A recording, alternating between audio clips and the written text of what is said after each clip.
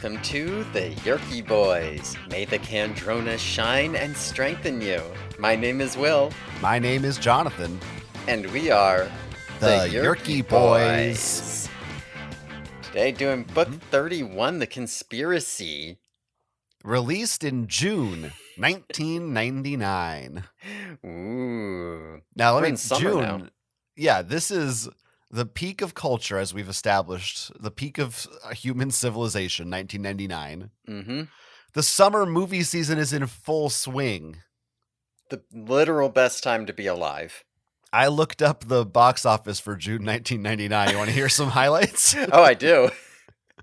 This is what was going. This is at this time, this month. If you were a kid, you were reading this Animorphs book, and you were maybe going to see The Matrix. Had been in theaters for a few months, but The Matrix is still playing.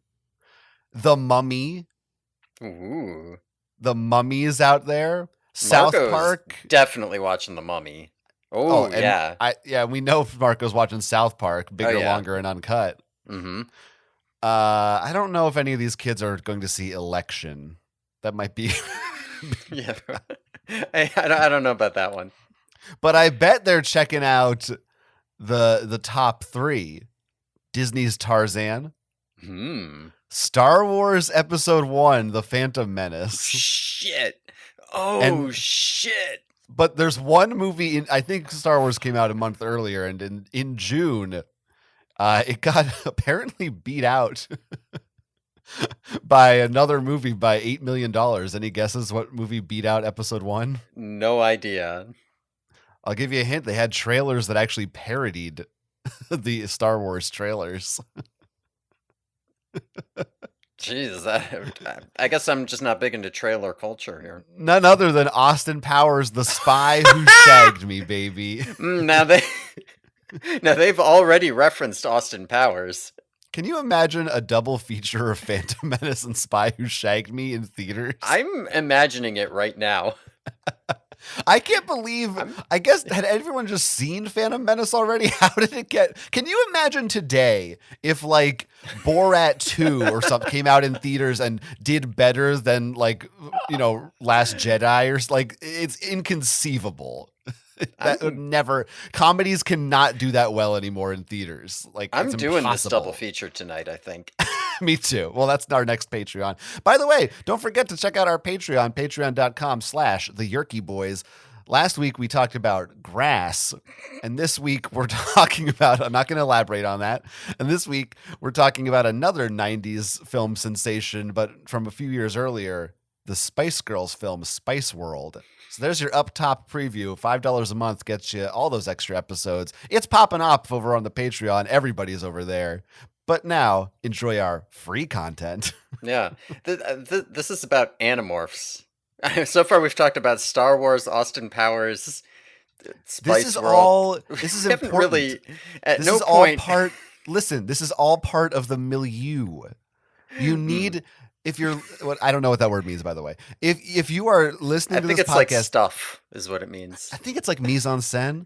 We are trying to put you into the mindset of Animorph. You have to be there. You have to. A lot of our listeners are Zoomers, and they don't understand what it was like in the 90s to read the Animorph series, and we need to help them. Also, Big Daddy was also in theaters. Thank you.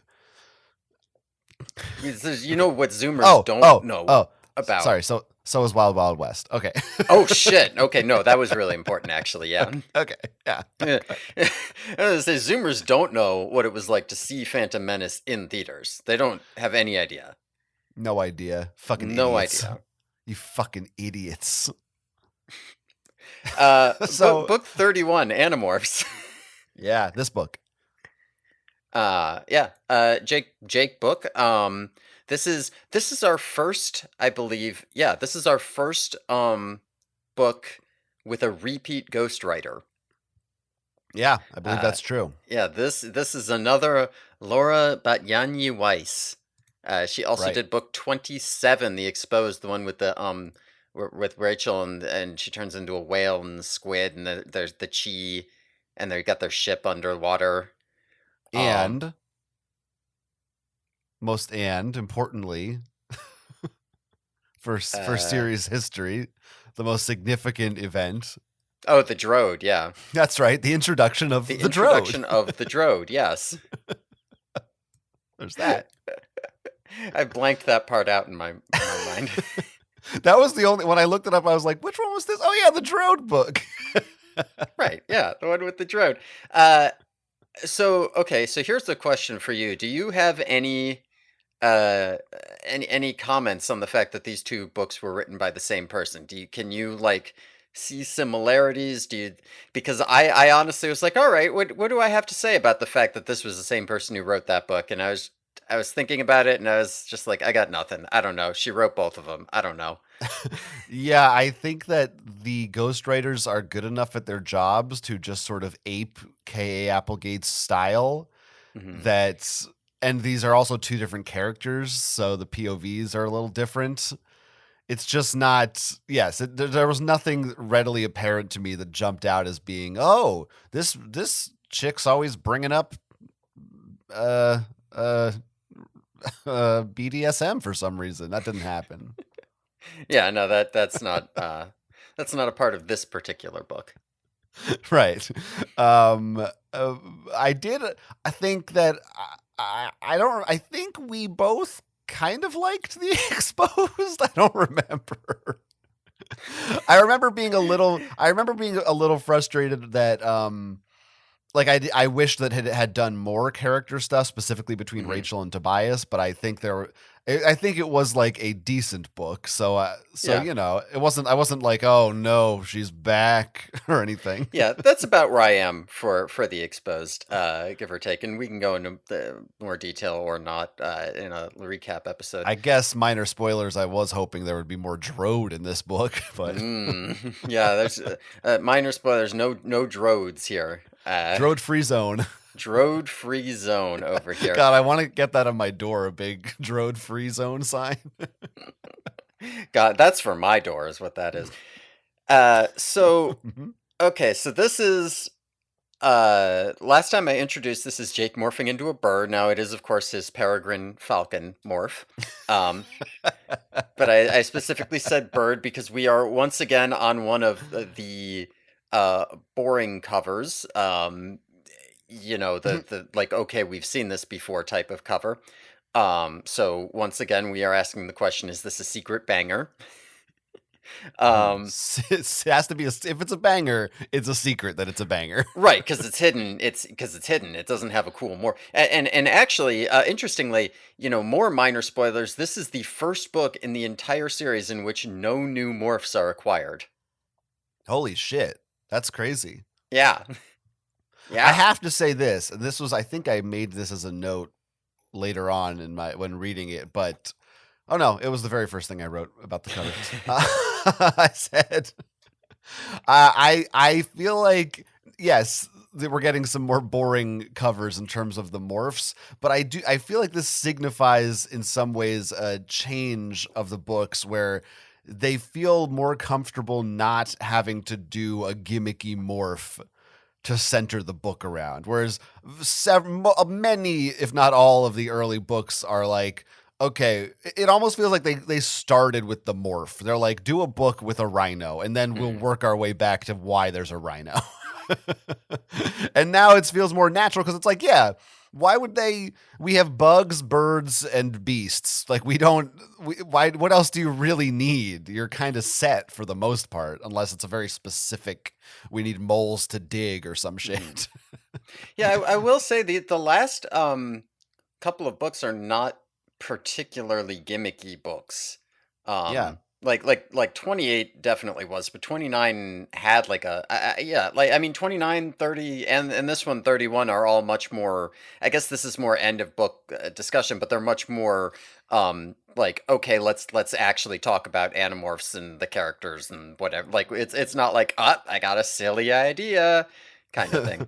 Yeah, like when was the polar bear one? That was one of the last ones I feel like was not That even was saying like, yeah, it doesn't way mean it's back. a That's bad book. 25, yeah. I was 25. I'm trying to remember what the last one where I really felt like, oh yeah, they just needed an animal.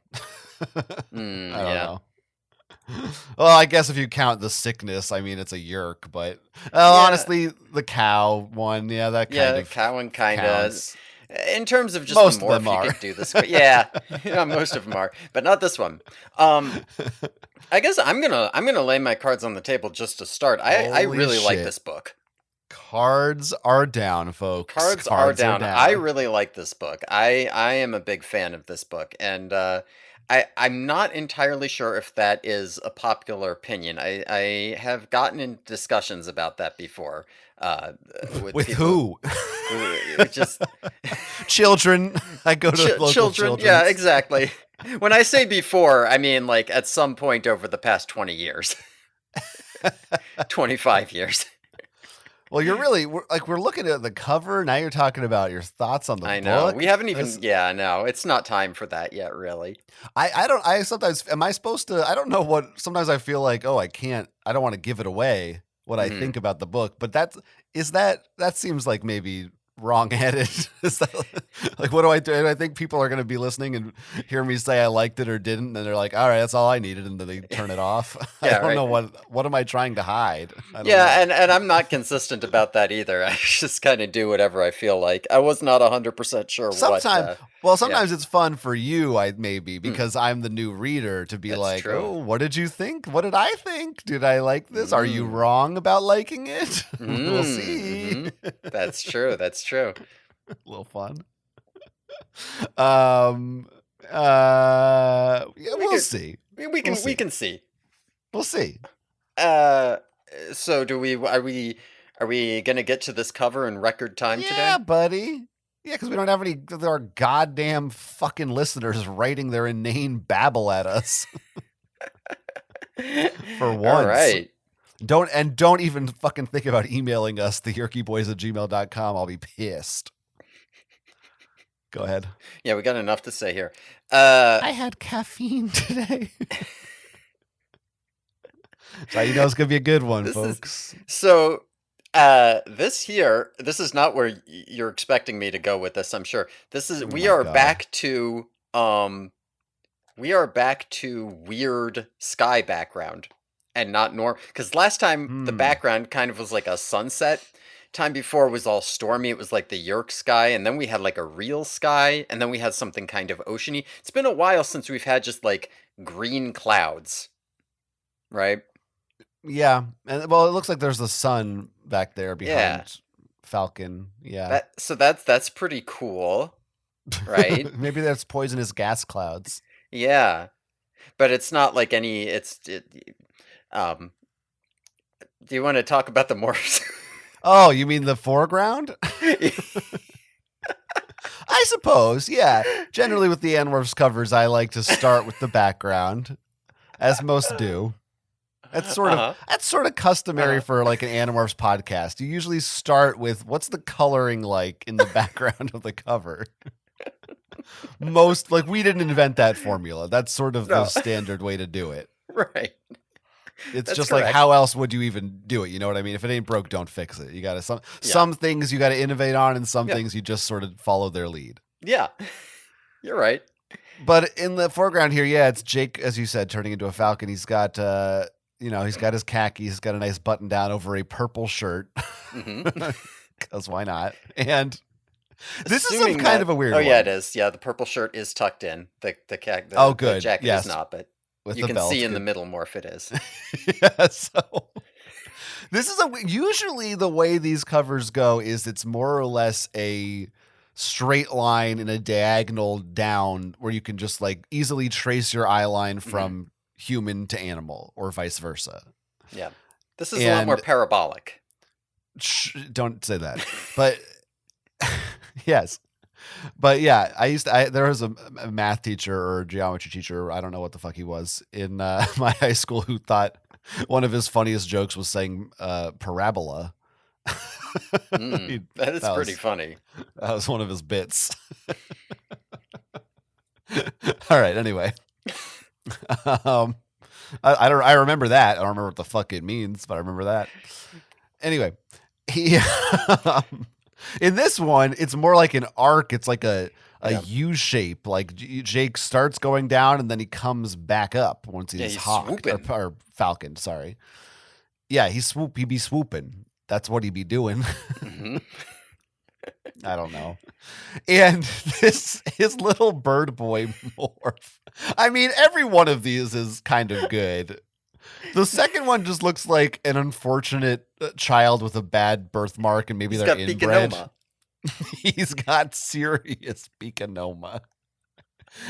And a horrible a burn or a scar on his face or something. And he looks like one of the kids in The Hills Have Eyes or something. Like he's gonna or like Deliverance. He looks like the kid from Deliverance. Anyway. But then the third form, when he's like perfectly half bird, half kid, he looks exactly like one of the bird people from Zelda. I want to say like Wind Waker was the first when you really see these bird people, and he just looks just like one of those bird people. Yeah, which I love. Now, what I love now, you know how I get about like silly little legs on like little guys, right? So I love these legs. These legs are great. You're like, man. They're like perfectly straight. Like, as a human, naturally, you're gonna have like a little bit of a bend to the knee, and as a bird, his like legs are going to be smaller and stubbier, so they're kind of just like out straight behind him. But in the middle stages, he's still got like longer human legs, but they're just like perfectly straight. And it looks like they froze him, like he's like a action figure, and they just kind of rotated him. It's very unnaturalistic. I like it a lot. I would love this. I want a little stuffed animal of that form specifically. Mm-hmm. What do you think about the fact that the fourth form is just basically the third form but smaller? There's very little difference. Birdier in his face. His face is a little birdier. That's it. It is, and it also really does look like, I don't think this was an artistic choice. I think they just realized, oh, I ran out of room. I guess he's got to go up. Like that was not. I don't think they sketched this out and said, yeah, we're gonna do something different on this cover. No, they ran out of space. They're like, wait a minute, the title goes where? Oh, all right. Put him up there. It's also very strange. The fourth form is like sort of in front of and sort of behind the middle form too. Like they really got that middle guy like front and center. Like normally, they get superimposed one after another on top of each other. But it looks sloppy. It's very sloppy. Yeah. But kind of fun since it's a little bit shaking things up a little bit. The quote here, I think, is interesting. Mm-hmm. When they say it's quote, it's all in your head, unquote, believe it. ... Yeah. First of all, I don't know what that means. I think it's about the Yerks. Because they get in your head. But it sounds like they're saying that when they say you're imagining things, believe them, as if there's something in this book that is being imagined that's not real, which is not true. I don't like. There's just not a surface meaning here that makes sense. There's only a double meaning. Yeah, no. This is just them trying to figure out what are some. This should have been an inner cover quote, and because of how little those make any sense whatsoever. Well, I don't want to jump us ahead of like 30 episodes right now, but I think I have to bring this up. Yeah. The Animorphs TV show. Yeah. Has a theme song. Yeah. And we listened to it a little bit recently because we were using some of that music for our Patreon. .com/TheYerkyBoys. And there was a little bit of a excuse me while I kiss this guy. Yeah, so for whatever reason, and maybe it is because of this cover. Like I had always just imagined that so at the end they say it's all in your hands. but I had always, as a kid, heard it as "it's all in your head," and I was just like remembering it like that, and I was like, "Oh, it's like a Yerk thing." Eh, it is. I don't know if I just didn't hear it right, but it's also possible that maybe this cover prompted me. It's interesting. Or yeah, it does seem like that's a weird coincidence. I almost want maybe the person who wrote that quote also misheard it and thought they were doing a reference. That's true. I Yeah, don't know. I don't think it's on TV that much longer after this book. Yeah, probably not. Sort of strange though. Sort of strange. Yeah. That's a good catch. Yeah, that's what I'm here for. All right. So, it was a good catch, that Marco fella. Speaking of Marco, the quote on the inner cover here. Where's the damn inner? Oh my god, what the fuck is happening here? Holy shit.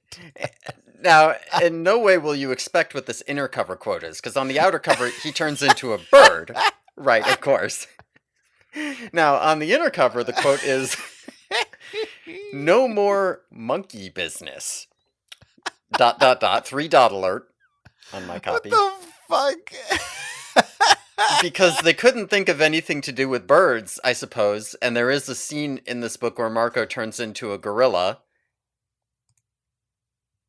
And that is the scene depicted on the inner cover. And it's also the scene written out in text on the inner cover. So this really, I mean, you're trying to tell me they haven't used that before in a Marco book? I think they have.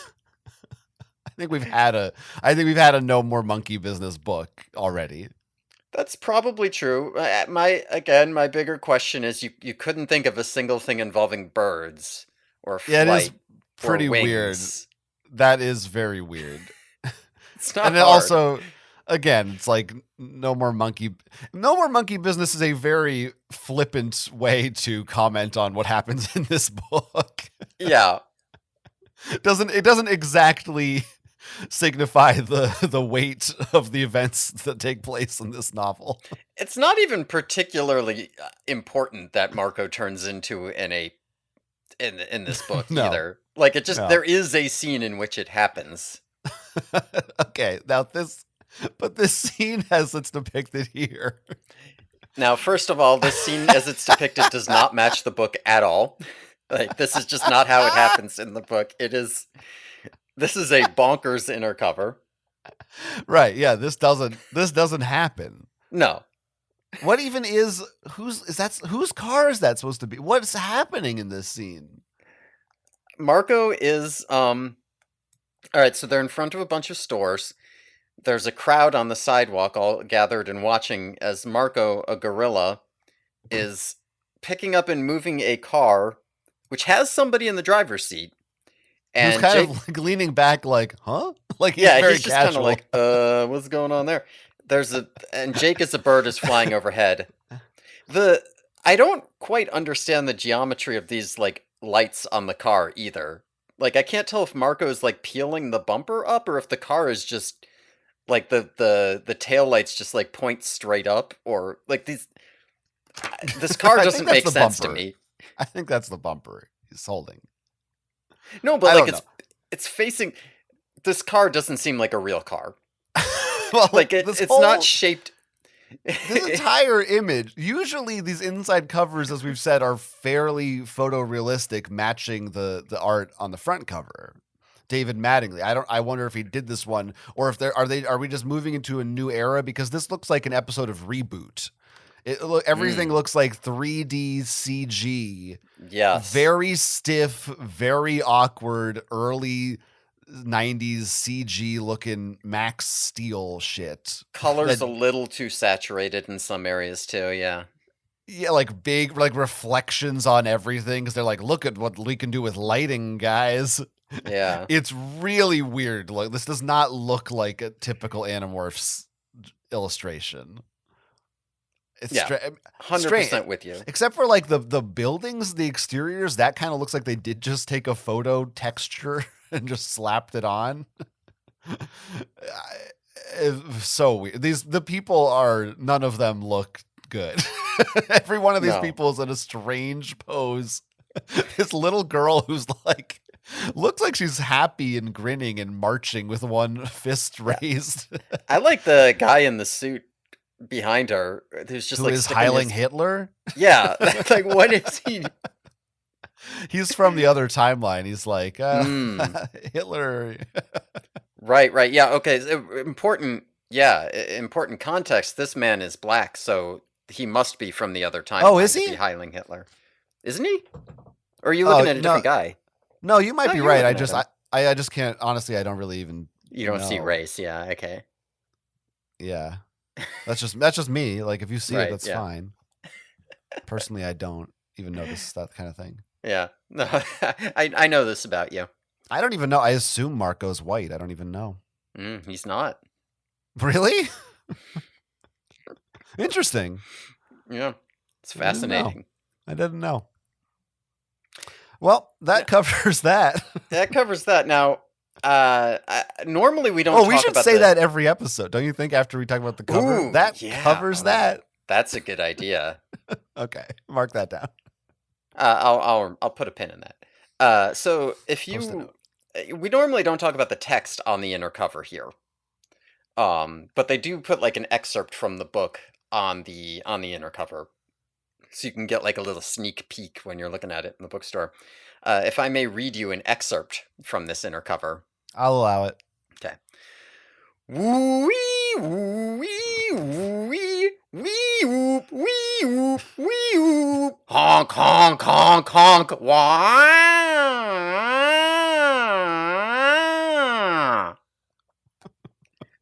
Okay. There's a lot of capital letters on this inner cover. It really stands out. That's cool. Here's a little sneak peek of what's to come in this book. Yeah, that's exciting. Everybody liked that. Yeah. I guess the quote at the top is more describing the passage, the excerpt, than it is the book as a whole. Yeah. Maybe they didn't read this book. they didn't know. They read this. They finished this page and sent that off so that the illustrator could get to work, and that's what they had. So, all right. Well, then in that case, here's a question for you. What's the conspiracy in this book? Do you know? You know, I guess the conspiracy is just like the Yerk conspiracy, right? I'm not entirely sure myself. Yeah, it's just that the Yerks are, just generally speaking, the Yerk invasion is the conspiracy. That's, yeah, it's one of those titles that could apply to any book. Yeah. All right. Yeah. I mean, I don't know. Maybe from Tom's perspective, the conspiracy is Jake is an Animorph. I could probably BS something and make it work, but it would be a stretch. Yeah, it's fine. Doesn't matter. Yeah, it really does not. All right. So let's the book. The book. We can get to it. That's our audience chanting, the book, the book. Please, God, stop talking about the fucking cover. I'm gonna starve from fucking Glacacandrona rays before this podcast is over. All right. So Jake's mom comes home crying, and the reason is because his grandpa G is dead. The G stands for great grandpa, so they call him Grandpa G. So, Grandpa G has died. His mom is heading out to Grandpa G's cabin in the middle of the woods where he used to live to prepare for his funeral, and the rest of the family is going to be following soon. Tom is absolutely livid. He insists that he is not coming, that he's fighting about it with Jake's dad, and the reason for this, Jake quickly discovers, is that the trip they're going on is 4 days long, and since Grandpa G's cabin is like 7 miles from the nearest anything, Tom will have no access to Kandrona rays for the trip. So that's our setup for this book. Yeah, that is our setup for this book. it just occurred to me. So this is his great grandpa, It is or his is it? great grandpa, It is. yes. It is. So wait. So okay. So how old Yeah, no, it would? doesn't quite work. I usually, like, as I'm reading this book, I'm imagining it as his grandpa, and then occasionally it'll be like, like they'll his actual grandpa will show up to talk about his dad, Grandpa G, or like he does that brief At, aside that the G. It doesn't quite work, does it?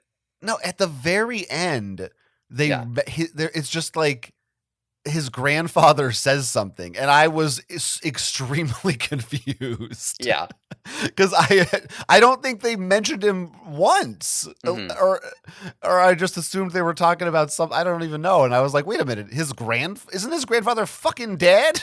Yeah. No, it's his great. That is such a weird. But wouldn't his? How I'm trying to Yeah. figure out the timeline. No, it His doesn't. great grandfather was in World War II. Yeah, his great grandfather was in World War II. Now, I'll tell you right now, Jake cannot be more than a couple years older than me. My grandpa served on a ship in World War II. My the only great grandpa that I had who survived long enough for me to meet him was born in 1896, so he would have been almost 50 by World War II. I don't think this timeline works out. What? Who? Why would they make it his great grandpa? That's so weird. Yeah, You didn't have to do yeah, that. it almost feels like the whole book was written, especially because he's called Grandpa G. Like, it almost feels like they wrote the whole book around it being his grandpa, Grandpa G. And then at the last second, somebody did some math wrong, and they were like, "Oh shit, it should be his great grandpa, shouldn't it? Fuck." And then they added that in, and it just didn't. It's also like, as a kid, even as an adult, as anybody, it's much harder to relate to the loss of a great grandpa Mhm. than just a grandpa. Your grandpa Yeah, dies. Oh yeah, that's sad. Great grandpa. Most people never met yeah. their great grandpa. They don't Did know you anything about them. did you know your great grandpa? No, Any of I them? didn't Yeah. even know my damn both my grandfathers were dead before I was born. So Damn. yeah, Yeah. No, never had a grandpa. I did meet one great grandpa because he lived to like 104 or some shit, He must have and been an none of the other asshole. ones. Yeah, right. God damn. Yeah, that is really weird. I mean, obviously I read that the G stands for great, but I still just was like, that's his grandpa, because that just makes more sense. Anyway, I also did want to say, suffer like Grandpa G did. Hmm. That is a reference to the House of the Dead video game. There's a character named G, Hmm. and one of the voice lines, it has a lot of bad voice lines, and one of them goes, suffer like G did. Hmm. So Well, now you all know. congratulations for that one. I got it out there. I did it. So it has been a while since Tom has come up in these books at all. Like I was talking about him last book, and like drawing some parallels with Marco's mom, but like we haven't really, last Jake book they were busy doing their escort shit, and then the Jake book before that they were dealing with David, and the book before that was the cannibal, and the book before that we were in Asario Rip. Like we haven't really had a big Tom focus book since book 6. The cannibal? You mean a taxon? No, the Visser Three's brother who ate the Oh, other right. Yerks. Yeah, well, that's the cannibal is I just think of that more as just a human eating a human. Yerks are Mm. just, they don't, whatever. They're just Some Yerks. a lot of cannibalism in Animorphs, to be fair. That didn't really narrow it down. It's just not the first thing I think of when I think Yeah. about Visser Three's fun brother, who I like. Okay, that's reasonable. You were thinking more like Anyway, the child killing. that's right. I'm thinking like Albert Fish now. So we actually just talked about this last book, Hmm. if you recall. Hmm. And this book, in a few ways, without getting too far into it, first of all, because, we're only 36 minutes in. I don't want to get too far into it. No, no, Save no. some for later. But this is a very rare book in that it really follows up on the previous book not Hmm. necessarily plot wise like the David trilogy, but thematically it feels like a direct response to that Yeah. book. Oh yeah. And I was like, I kept bringing up Tom to draw parallels, and they were relevant parallels. But like, I part of why I did it is because like in my head, I kind of knew this was coming, so it was fresh in my mind. But yeah, absolutely, like, Mm. that this could have been, good luck that Marco and Jake happened to be next to each other, right? Or we didn't have to wait a couple books to pay off the earlier story or to parallel the Yeah. earlier storyline, right? And just last book, I was saying that we had a little Marco and Jake moment, and I said, "Oh, I wish we had more Marco and Jake Hmm. actually seeing them be friends." And also, I don't know if I explicitly said it last book, but I know we have talked before about, like you just said, shouldn't like I can't. Where's Tom? There's like, Yeah. shouldn't this be a thing happening every book? Shouldn't we be talking about Tom? And it feels like they heard us say that, and this book is like, all right, that's what you wanted. This book is giving it to you. Yeah. So I thought that was pretty cool. It all. I feel like in many ways, if you had rereading the Animorph series, some things may seem better than Hmm. reading it the first time, because I think things like this book happen and you can kind of internalize them and say, "Oh, well, I remember that happened in that one book, Marco and Jake hanging out and talking about their relationship." So I can sort of extrapolate and imagine they also do that sometimes, even in the books where I don't actually see it. And it kind of enriches the backstory of these characters indirectly. Hmm. And like if you've read the whole series, you're kind of like, it kind of, I assume, all kind of blends together in your mind, and you're like, oh yeah, of course, they have such an interesting Oh, yeah. relationship. But then there's like 12 books in a row where they actually don't. Yeah, a But 100%. I agree with you 100%. It like when you're remember most of these books, you're kind of remembering individual scenes and pages from them, being like, yeah, that happened and that happened, and you're not really being like, oh yeah, all the Marco and Jake just didn't talk for a bunch of books or whatever. right, we didn't have time for that. Yeah. Didn't matter. There's a lot of good Jake development in this. Even early on, he talks about his old soul, his Mm-hmm. uh his deepest, most meaningful attribute, that his grandpa G told him he had an old soul, which kind of feels a little bit like I don't know if retcon is too strong a word, Mm. but it feels, but it kind of, it fits his sort of the role that he's fallen into, Yeah, certainly. maybe it's almost like a real life from within the story, but like a real life retcon, right? Because you can imagine an old person being like, "I want to compliment my grandson," and you've got an old soul, and that doesn't really fucking mean anything. But then now that Jake is actually like growing up too fast and being traumatized, he's like, "Man, Grandpa G was really onto something." Yeah.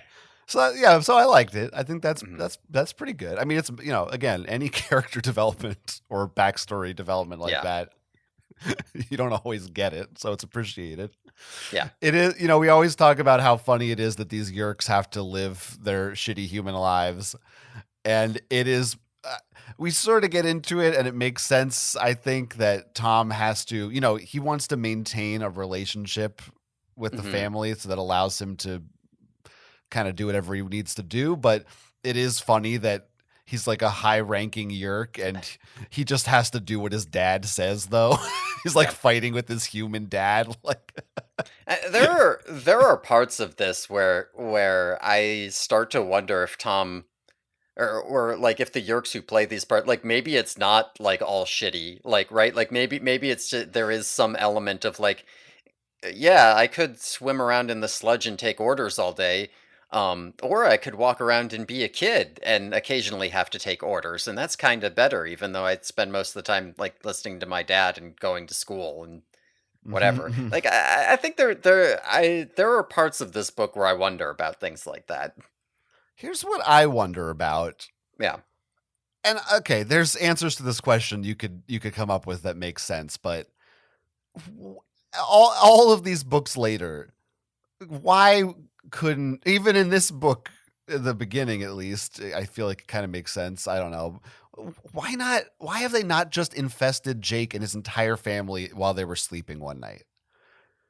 Like I guess you can say, oh, there's only so many Yerks and not everyone can have a body, but I don't know. Tom seems to be kind of important. Wouldn't it be a lot easier for his life to not have to make up excuses for his fake parents of where he's going all the time? Just infest the lot of them? It is kind of strange that they don't infest whole families. Because, like, once you get somebody in the family, it's pretty easy to get the rest of them. I mean, it makes for better suspense and it makes for better metaphors and shit, but it doesn't really. It's especially once you hit this, it seems like, hey, you fucked up, dumbasses. You should have done this a year ago. Yeah. And also, like, this family has never gone on a week-long vacation before. Like, this is the first time in Tom's Yerk's history they've left the house for more than 3 days. This never comes up for any of these controllers. It seems a bit odd. It's not like, I mean, they don't, because as long as they go somewhere with a Yerk presence, right? Like, there's a question of how widespread it is. Like, if they're all like, we're going to go to Disney World for a week, there might just be like a little Yerk pool out by Disney World so that this isn't a problem. Because it does feel like Carousel of Progress. Yeah, like part of the issue here is that they are, where would you hide the Yerk pool in Disneyland? We're gonna this will be for the Patreon. Okay. But part of the issue here is that they're going to like the literal middle of nowhere, right? Like there's just nothing fucking anywhere. I'll buy that. That makes sense. Yeah, but I do got to ask, like, it seems pretty clear that the city they're in is like the main, this is the main Yerk pool on Earth. This is where Visser 3 always is. What if they just went out to the Midwest for a week to go see the Garfield Trail in Gary, Indiana, or wherever that was? There's no way that there's a Yerk presence there. Right. Well, I mean, they could bring a portable Kandrona, but if you're a kid, enough, how are you like hiding that? I don't think you can just stuff that in your backpack. It does beg some of those questions a little bit. It doesn't, but I don't know. Whatever. Clearly it hasn't come up before for Tom. Yeah. I mean, the answer to your question is it is coming up. It's coming up right now. See? That's right. This is when it happens. This is when it happens. Here it is.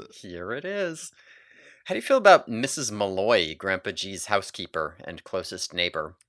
Oh yeah, it's sure, she's fine. We don't get to meet her. We just hear about her. We just get her name.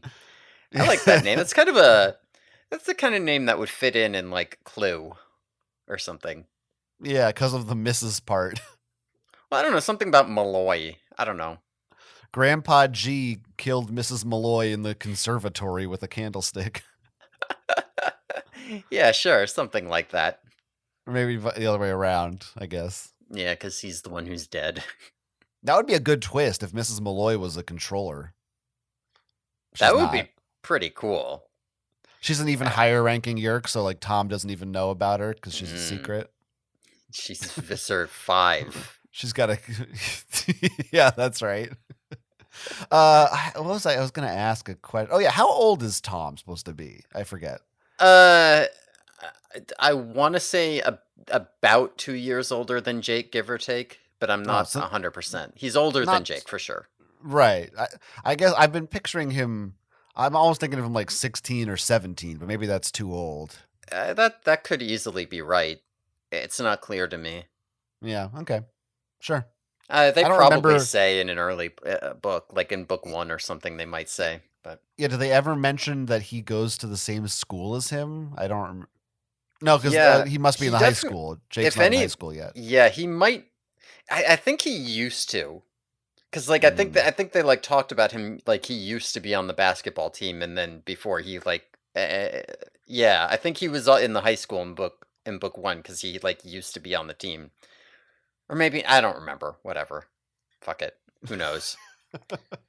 Yeah, fuck it. Who knows? Yeah, this is the podcast you go to if you want the hard hitting, in depth, expertise. Yeah, we hit hard. That's what we do. So all right. So Jake is worried about what's going to happen with Tom here, and he leaves to go talk to like Cassie or Marco or someone just to kind of clear his head. He runs into Marco and tells him about what's up, what's going on. And Marco is immediately like, probably shouldn't have left Tom alone with your dad just now. So the two of them head back to the house, and they are not there anymore. Tom has taken Jake's dad to a meeting of the sharing. Um, and so they're The freaking out. sharing. That's right. They're freaking out. They do like this thing where they call Tom and don't say anything, and they have Eric, I guess, on the other line. He's analyzing background noise in the call to determine, like, oh, I heard a jet, so he must be over there. So they figure Is out. that what he's doing? I thought he was just tracing the call. No, Like they say he's like analyzing background noise or something, I think. All right, sure. Maybe he traced the call. I don't know what he did, but they figure out approximately where Tom is. They figure out he's somewhere nearby, probably in this local mini mall. So before we get to them going there and dealing with this, yeah, Yeah, yeah. this is where we see like Jake and Marco start what they're doing this book, really. I immediately he talks about how he's like, I wish I could talk to Cassie about this. Yeah. Which right away shows you how he feels about Marco as his friend. That he can't really be serious with him, or Yeah. Or like he can be serious, but he can't be like emotional. You know what I mean? right. Like He can't be vulnerable Yeah. because he's the leader. He's got to look tough. Mm-hmm. So like very early in the book, I was like, oh, this is good, cool. We're getting the Jake Marco stuff, and unlike the Exposed, it's not. It continues. It's not relegated to a couple of paragraphs. Oh yeah, no, this is like a whole arc. This book, we see like almost immediately we see Jake starting to like fall apart, like very quickly. He's like he's not sure who he should go talk to. He's not sure what he should do. Marco is like starting to call the shots immediately. Like we should go back. We should look at this. Marco is telling him, you're not thinking straight. You're too close to this. So I mean, pretty much mirroring the reverse of the last book. Yeah. That's what mirroring means. Yes. Yeah. Exactly. And they even specifically reference the whole like bright clear line, like get from A to B bit. They don't say it. Well. They don't say bright clear line, but they imply it. I think they say A to B is what they say, but yeah. But and later on too, they say something about like Marco could always see straight through to the they basically echo those ideas from the last. They book. double down on that being Marco's character now. Right. the props to Elise Batyani who read the last book. This is Laura Batyani. Laura, sorry. Elise was last author. You kind of combine them. Yeah, well, that's how I'm naming my characters in my book right now. I just mix up ghost writers. Yeah. Also, there's a part here. So I think we'll get into also, the hypocrisy of Jake, or whether or not we feel there's hypocrisy on his part with the way that he treats his own family versus the way he treated Marco's family. Mm-hmm. But I think an interesting thing fueling that, there's a part here, I don't know if I can find it or if I'll just paraphrase, but he basically says, I've already lost my brother. Like, it sounds like he has already resigned himself to the fact that like, he no longer, and maybe he contradicts this by the end, but it read to me in the beginning that he's not thinking about trying to save his brother anymore. As far as he's concerned, like that's a lost cause. Which I think that if true, that jives with the last book, because it's more logical, like why he's not concerned about saving people, because he's like, well, he's gone. I'm not. Yeah, we'll get into it Yeah. more at the end of this book because he does think of that, but like he does reflect on the fact later on in this book that saving Tom is the whole reason he got like into it. Yes. Like when he Yeah. first started, the primary motivating factor is that he wanted to save Tom. Um, which but like they're if you're moving from saving Tom to like Tom is a lost cause, I will say it would have been nice to have more Tom books in between book 6 and book 31 to develop that Yes. decision. But Absolutely. It's um, so weird that there isn't more Tom in these books. mhm. So weird. Yeah, Tom is interesting. Yeah, that's like, I mean, immediately from book 1, that Hmm. was one of the best hooks, I think. Yeah, Like, and how, and the guy lives in your main protagonist's home. Like, how does it not come up more? yeah. Like Tom is mostly just there so that they can say we have to speak in code on the telephone for one Yeah. sentence. Absolutely a bewildering decision. I don't understand. But Mhm. anyway, We're getting Tom now. did we? So we had the phone call. We figured out that he took him somewhere. Yeah, they did Um, figure that out. Like they saw that his dad had left a note that said Tom was taking him to the sharing meeting, and Tom had crumpled it up and thrown it in the trash, to yeah. hide his tracks. I just want to say this would make a great premise for either a board game or a video game of some kind. Of like, because I mean, I've played detective video board games that are like this, where it's like there's different possible locations you need to go to, and you have to find the clues, and you only have so much time to figure it out. Like, which one do you go to? Because if you're wrong, or almost like Carmen Mhm. San Diego or something, I don't know. There's a fun mystery in that, and I think right away this book's off to a really strong start because it's just a good suspenseful way, a good hook to begin the book, and it makes sense. It's like, yeah, this is what Tom Yerk would do in this situation. It's logical. Yeah, Everything follows from A to B, as they say. I yeah. was into it. It's a good kickoff. Other than the like, they should have done this earlier, or like, Right. why don't the Yerks have the manpower to just bust in and take him all, or those kinds of questions. There's a lot. There's a lot I more like, won't. oh, these decisions make sense moments in this book. Like a Mhm. lot, there's fewer of the moments where you're just like, what are they doing? I think that's true here. I won't judge this book for the sins of other books that came before it. That's fair enough. Yeah, I'm very fair in that way. Yeah, that is Balanced, I think. fair. Yeah. Mhm. Uh, I like when Marco greets Jake and he says yo, and Jake says, "Since when did you start saying yo?" And Marco says, "I was gonna yell, hey handsome, but I thought you might prefer yo." Uh, And then he's like, "No homo." no, Marco is 100% into it, no question. Let's come on. And then he batted his long lashes. Hmm. We haven't Who heard could about resist Marco's this? lashes in a long time. That's true. Hmm. One of Well, these ghostwriters has got to be thirsty for Marco, I think. They next need book to. up is a Rachel book, so there's plenty of time for her to start Mm, thirsting over those lashes. she will. She Yeah. will, I Yeah. think. That's exciting. All right. Let's read So that one. We're done with yeah, let's this just one. throw this one away. So, well, but this next scene is the scene on the inner cover. Don't you want to get to that Oh, part? oh, ooh, ooh, as Marco would say, ooh, ooh. Mhm. Yeah, that's okay. You will be saying that. So, so Jake takes off as fast as he fucking can for this this mini mart. Marco's trying to keep up, and they see some guys going into an antique shop. Um, So Jake wants to go in as like a tiger and bust the whole thing up, but Marco has to be like, no, no, dude, if this is a rescue mission, the Yerks are gonna just immediately know it's you. Like something's up if we're trying to rescue this random dude.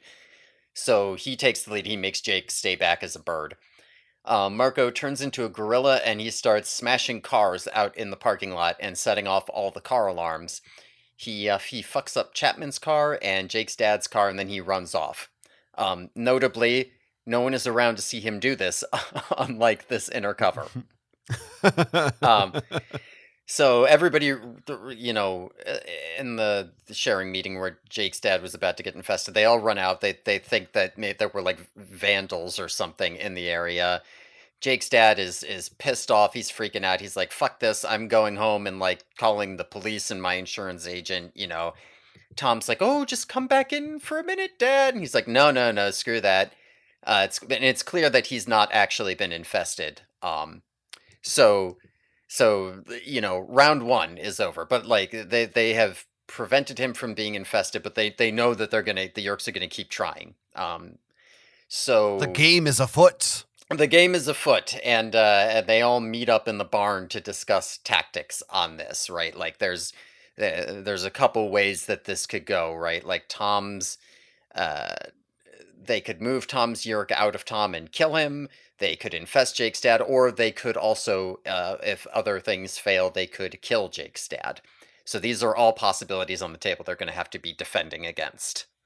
Maybe that's the angle of the board game. One player plays as the Yerks, moving Tom and Jake's dad around to different locations, and the other players are Animorphs, and they have to track them down.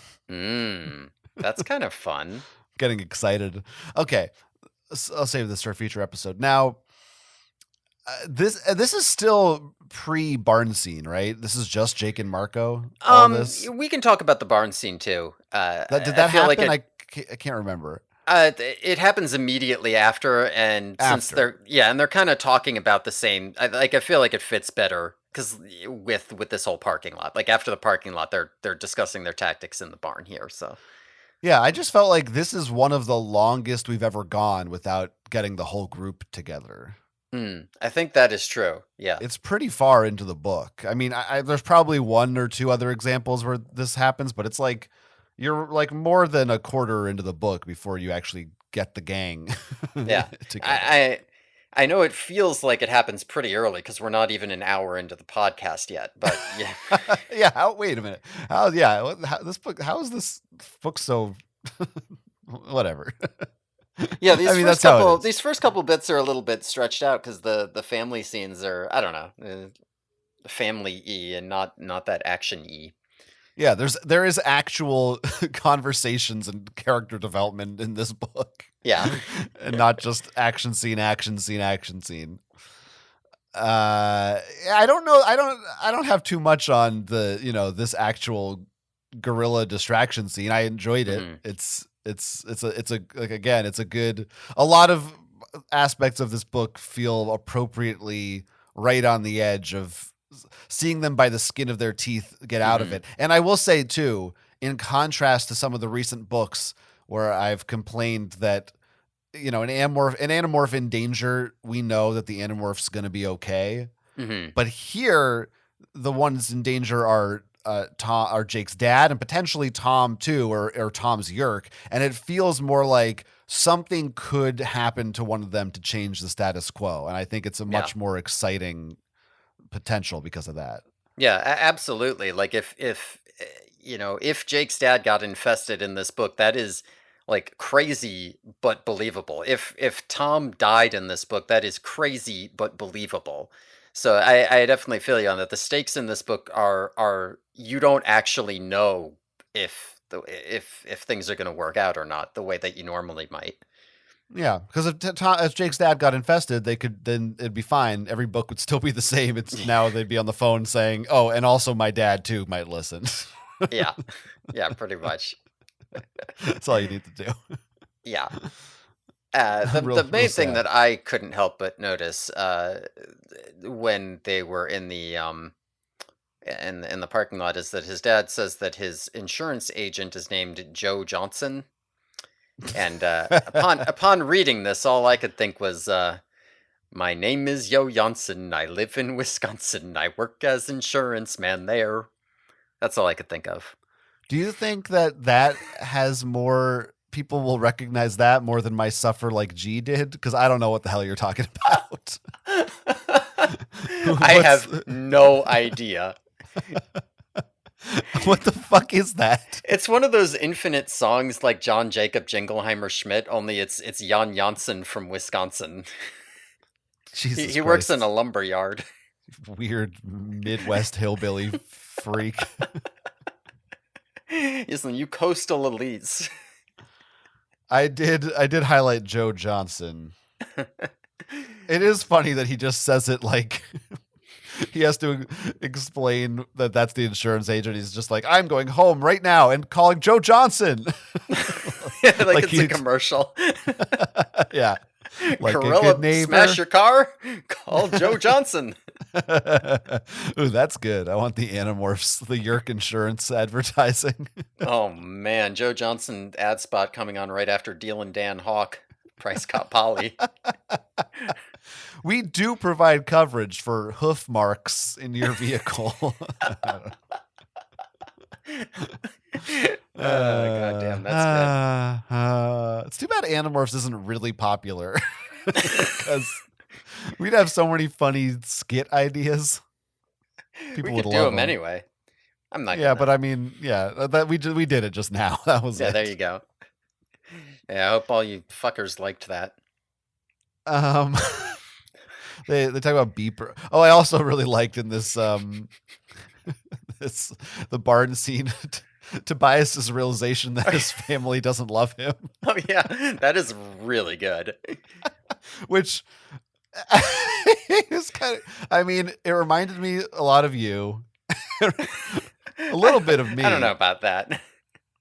Basically Tobias is confused.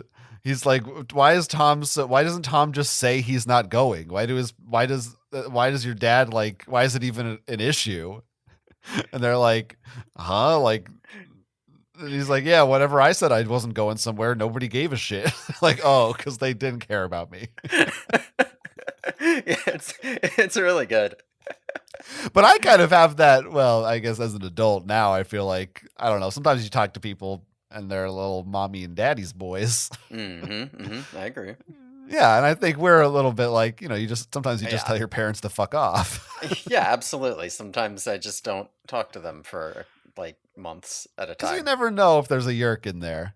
Yeah, you never know. There's no way to know. That's what I learned from reading these books. Yeah, 100%. I mean, it doesn't.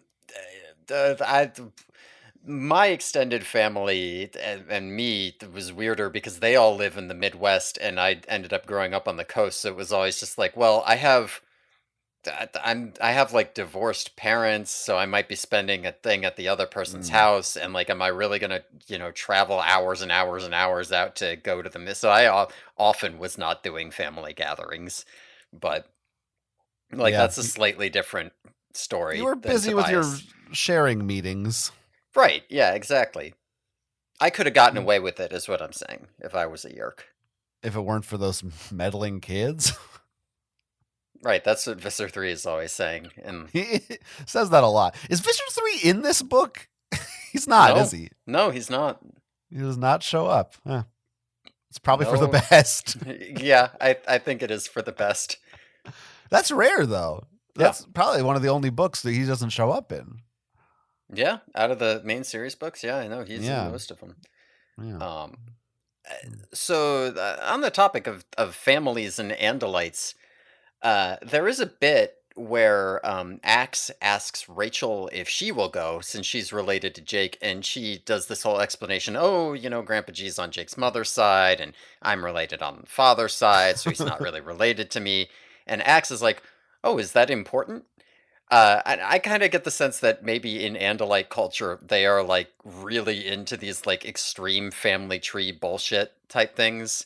Like they're probably like doing wish flower rituals for like their cousin 10 times removed and shit over there. Yeah, well, they're all inbred. Mm-hmm. They probably live like 40 Andalites in a scoop. No, they're really spread out. They don't like to live near each other. Oh, all right. But yeah, I don't know. Well, they have great honor and respect for their elders and shit. Yeah, they've got to like care a lot about family relationships and shit. They're like super traditionalist. But it is good to have some more context for the Jake Rachel relationship. Yeah. The literal relationship, I mean. Yeah, so we get a sense of just, like we want to know exactly how weird, it is with those two. Right. Yeah. I don't, there's not a lot of Jake and Rachel lust in this book. There is one line I noted that we'll get to later. Okay, I don't remember it, so you'll have to Yeah, make sure you point it's it out. Thank you. subtle. You Okay. might not, if you're not looking for it constantly the way I am, you Mhm. could miss it. Okay, good. But I will point it out. Well, I'm glad you are looking for it constantly. In almost everything I read as well. I was really Yeah. disappointed in Grass. I kept waiting for the cousin lust. Didn't come. All right, so and neither they did start the 24-hour surveillance on Jake's dad, to make sure that he stays safe from all this. So Jake morphs, and I guess this is the next day. Jake morphs Cockroach to hitch a ride on his dad. He like calls in sick with school, and he morphs Cockroach to hitch a ride to work with his dad. His dad works as a pediatrician. We find out. We knew he was a doctor. We know now he's a pediatrician. Okay. There's a big scene where his dad like tries to stomp him and drops like a jar of jam on him, but we've seen this before. Jake's a roach running around in his house. Whatever. He goes into work with his dad as a roach. Axe and Tobias are keeping watch on the building from outside while Jake goes in. And when they go in, there's this very angry looking bearded guy watching him. Jake spends all day as a cockroach. He like sneaks off to the bathroom to morph and demorph, and come back to his dad. And when his dad comes out in the evening, the bearded guy starts approaching him again. They like start running interference on him. Jake's running on him as a roach. Tobias steals his toupee, but it turns out that he's not a yerk. He's just pissed off that Jake's dad took his parking spot, and he's, I guess, been pissed off all day about this.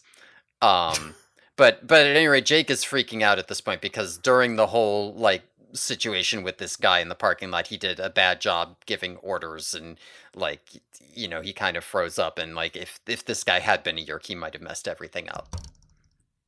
Sure. Yeah.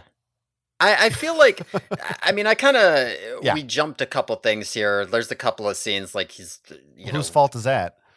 It's mine. But I'm kind of doing this on purpose here, but it feels, this part of the book to me is one of the parts I'm a little bit less keen on, just because like there's some good parts here where Jake is like ruminating or thinking about things, but I do think as far as the actions go happening here, like a lot of it starts to drag a little bit. Like, okay, we've seen them run interference on Jake's dad. We're gonna see it again, and this time it's not even a yerk here. We've seen Jake turn into a cockroach and almost get stomped by his dad in his house before. I don't know. This part here feels a little bit fillery to me. I don't know if you got that same sense.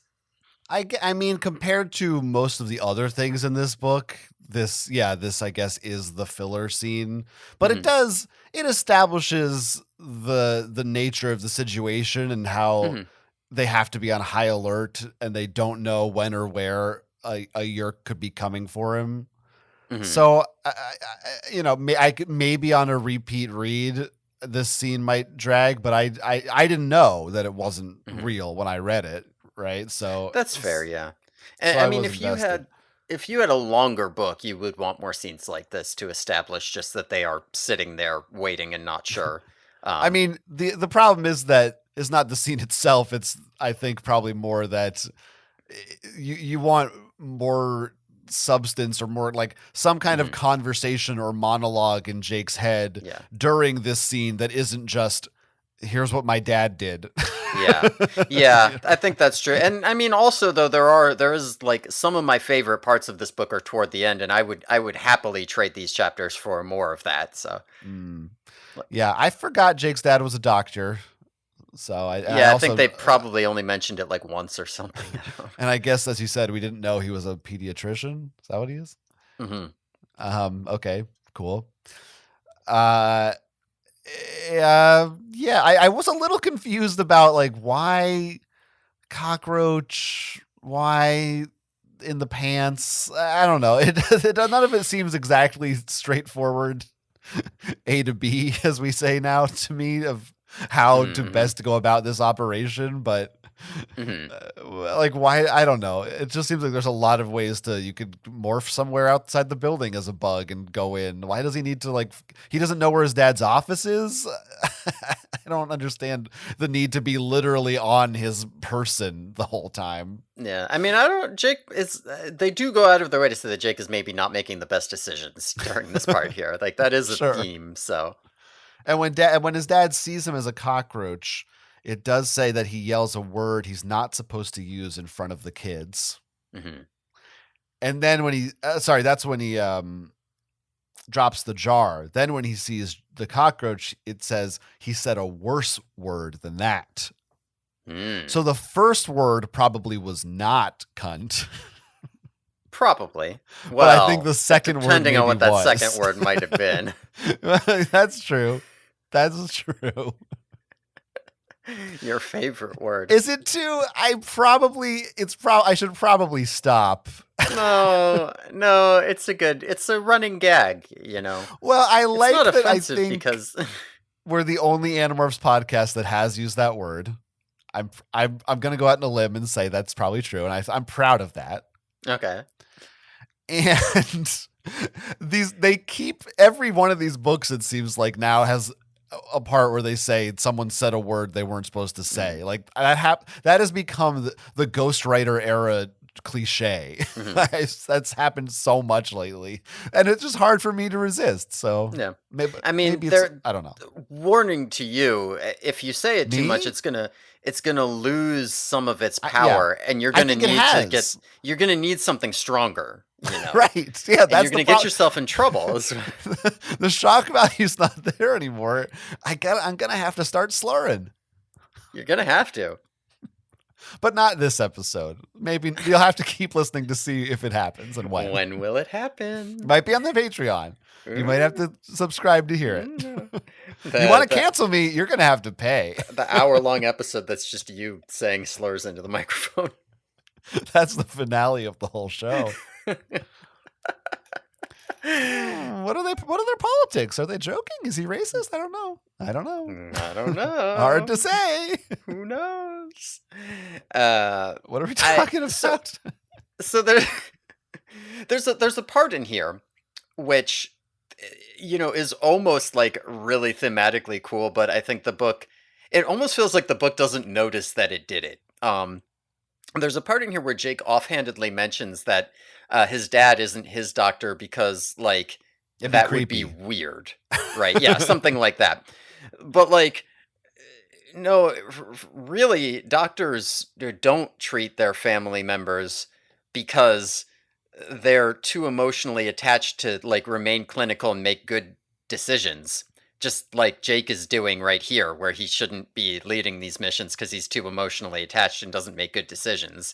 Like, there's a very like cool parallel there that you could try to do something with, but I was like, oh, that's really cool. But the book absolutely does not do anything with that, and I'm pretty sure the book doesn't even see that as a thing that it almost did, which is kind of a shame. But it's just a little lesson Jake might want to learn, though. Yeah, interesting. Yeah, that's true. That could have been a thing. This could have been a better father-son book. It's a little the relationship as we see it is pretty one way. We don't really get a window into how they interact with each other or how Jake's dad views him as a son. Yeah. Jake does a lot of thinking about his dad, but it's just like I like him, Yeah, I don't want him die. It's almost too mature in a way, with Jake being like, "This is what my dad means to me in my life as a man who raised me," and less like, "I am a teenager and this is how I interact with my dad on a daily basis." You know, like it's almost more like a 25-year-old reflecting on his teenage years or something. I think that's kind of generally true, which is you could argue is sort of the point, but I think often these characters are written, they read older than they are. This isn't, most of the series is not how 12-year-olds would really write or talk usually. I don't know. Sometimes. Yeah. And I think that is fairly normal, right? Where it's in children's literature, where it's like you should write your kids a little bit older because like kids see themselves as being more serious and competent than they actually are. So you want to write kids how they see themselves and not necessarily how they are. You know who I like? Jeannie and Marianne. I like them too. They sound hot. And those are Jake's dad's co-workers. I'm not going to say they're Must nurses. Be secretaries. Because women can be doctors too. Oh, well, women can be secretaries. Are you saying they can't? They can be anything they want. They could also be secretaries. I think women can be both nurses and secretaries. They can as be, a feminist. They have both. They're doing all of those duties simultaneously. Maybe, yeah, they might, and they're probably moms too. Hardest job in the world. Anyway, they sound hot. Agreed. When I think of sexy names for chicks, the first two off the tip of my tongue are Jeannie and Marianne. Oh, somebody clearly didn't grow up with Gilligan's Island. Yeah. Actually, Jeannie kind of sounds like Ginger, so I wonder maybe that's what they were doing there. I mean, I do dream of her. Oh, maybe that's what they were doing. Maybe shit. Maybe it is. Yeah, the two. You want to write hot chicks? The two hottest chicks around, Jeannie and Marianne. Never been the biggest sex symbols of our generation. See, now we are going to get in trouble for using cunt. Okay. It was okay before, but now it's going to come off it's just going to come off as sexist. I think it's worse when you say it. Excuse me? Well, I just feel like when you say you it, there's give yourself special privileges. No, I think I do have them though. Listen, I just like to put a little bit of stank on my word. You know what I mean? Like you got to put some emotion into it. It's also it looks better for the podcast if there's a give and take. Like we need one person to kind of go, "Whoa, that's not okay, man." We can't both be in on it. Okay. Well, that's why this was your turn to. Right. Listen, there's a quote here with Jake when Jake reflects on his father. Oh yeah. Yeah, right, that I like. There is. Yeah, he says he was a good guy, my dad. Not just because he was my dad, because he was a good person. Because he did his work as well as he knew how and wasn't a jerk to the people around him. It doesn't make you a saint or anything, but I guess when I think about it, that's what I hope I'll do when I'm older. Treat my family right, do my job well, not be a jerk to the people I meet. Maybe that's not a huge ambitious goal, but it would be enough for me. I've done the hero thing. You can have the hero thing. Me, I wanted a day when all I'd have to do is be a decent human being. Nice. You like that? You like that? Sure. There's Jake reflecting on his relationship with his father.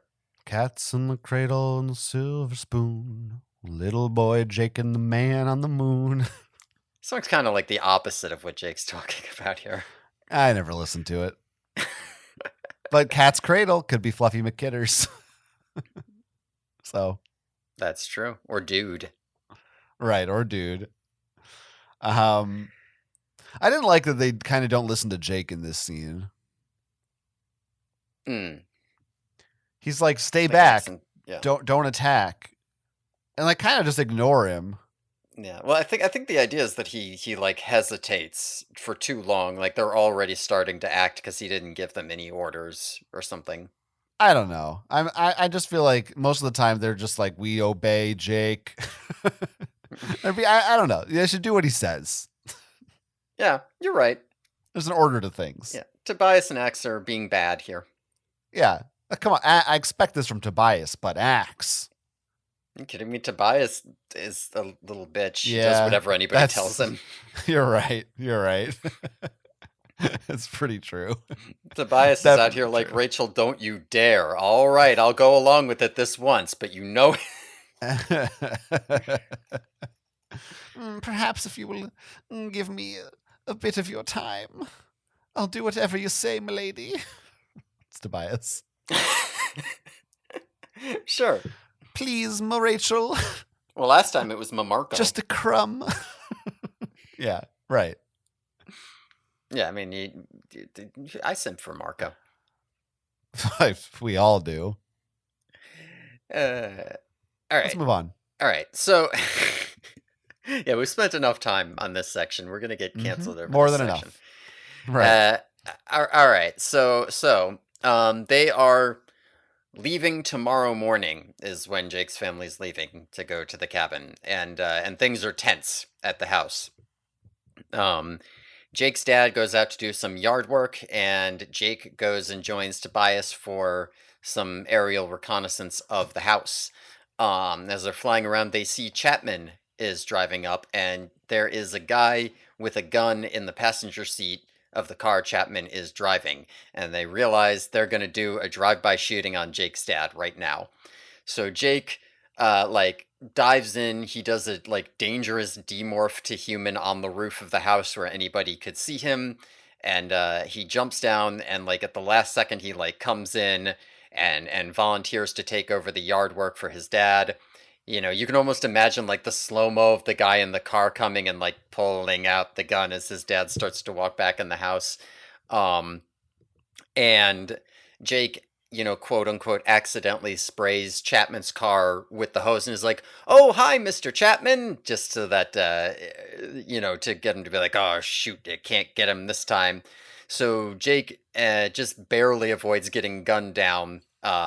And having his dad gunned down here, and it's very clear that like you know Tom's in the kitchen. He's like, ah, he very clearly would have had them both killed here.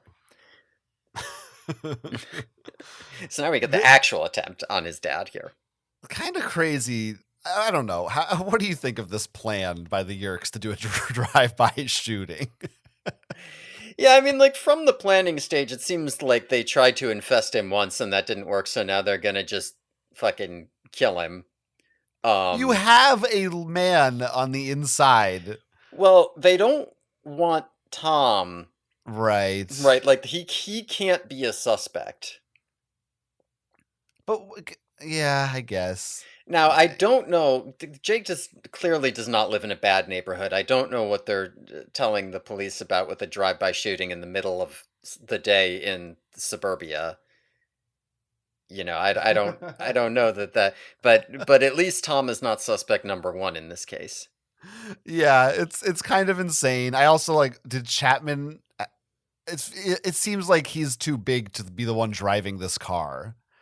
Yeah, It's I would like agree. that's pretty risky for like, oh, if somebody happens to see them or recognize a license plate or a security camera somewhere. I know it's the 90s, but still like still seems like an unnecessary risk for a high school or middle school principal to be seen in drive-by car. Yeah, like don't they have Yerks in what the hell was his name? It was like Sleaze or something. The Yeah, like drug lord from book Sleaze 27. Bagano. Yeah. Yeah. Like they've got guys like that. They could. It's pretty weird. It's a little choice. odd. That does feel like that's just there to you know, make sure you're aware of Chapman as a character, or maybe to Right. do some of the like because I do feel like this scene is like it's pretty dark. And I think Yeah. they want you to like really feel the contrast between like the nice little suburban neighborhood and the you know I'm pulling a gun on you type thing.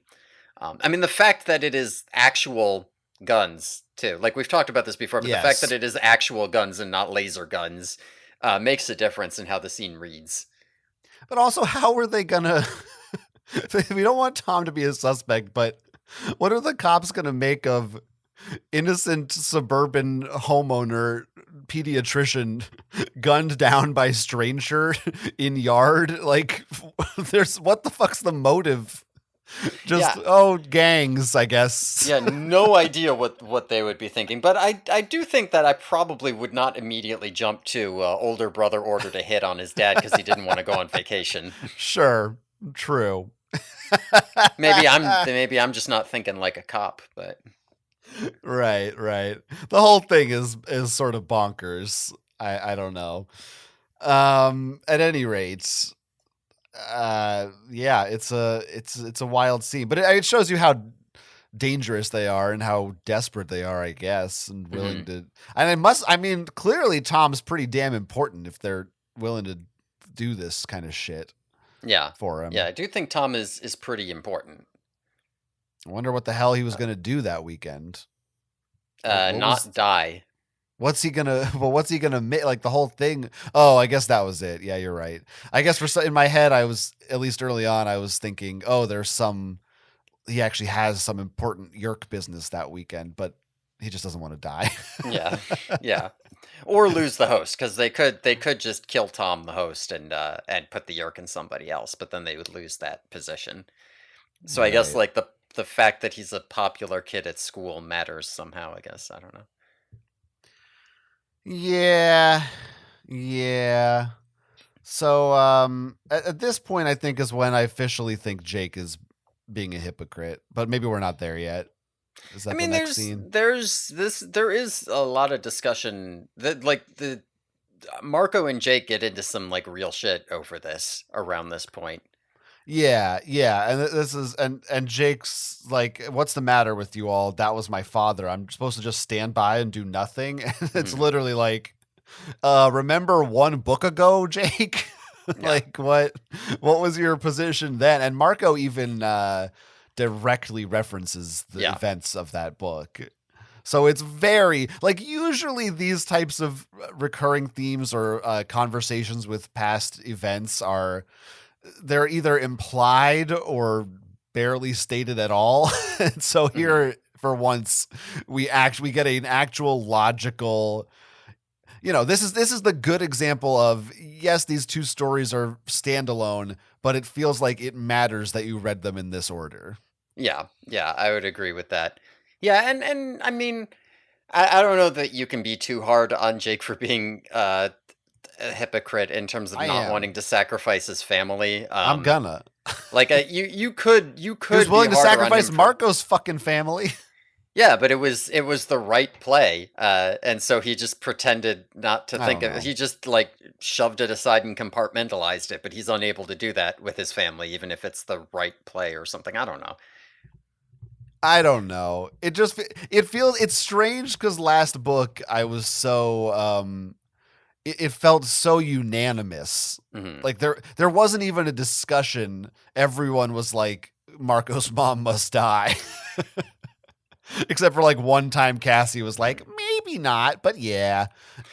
Yeah. And Again, though, to be fair, Marco is coming into that conversation, introducing, like, they don't even know what's yes. going on. Marco literally walks in and being like, "So I saw my mom the other day, and I'm ready to kill her." Well, as they say, as Kay Applegate knows, logic clearly dictates that the needs of the many outweigh the needs of the few. Yeah, You know who said that? that's Spock. That's right. I do know that one. And I wonder if Kay Applegate's outline was, if she was thinking about Star Trek II, The Wrath of Khan. She might have been. That she probably always is.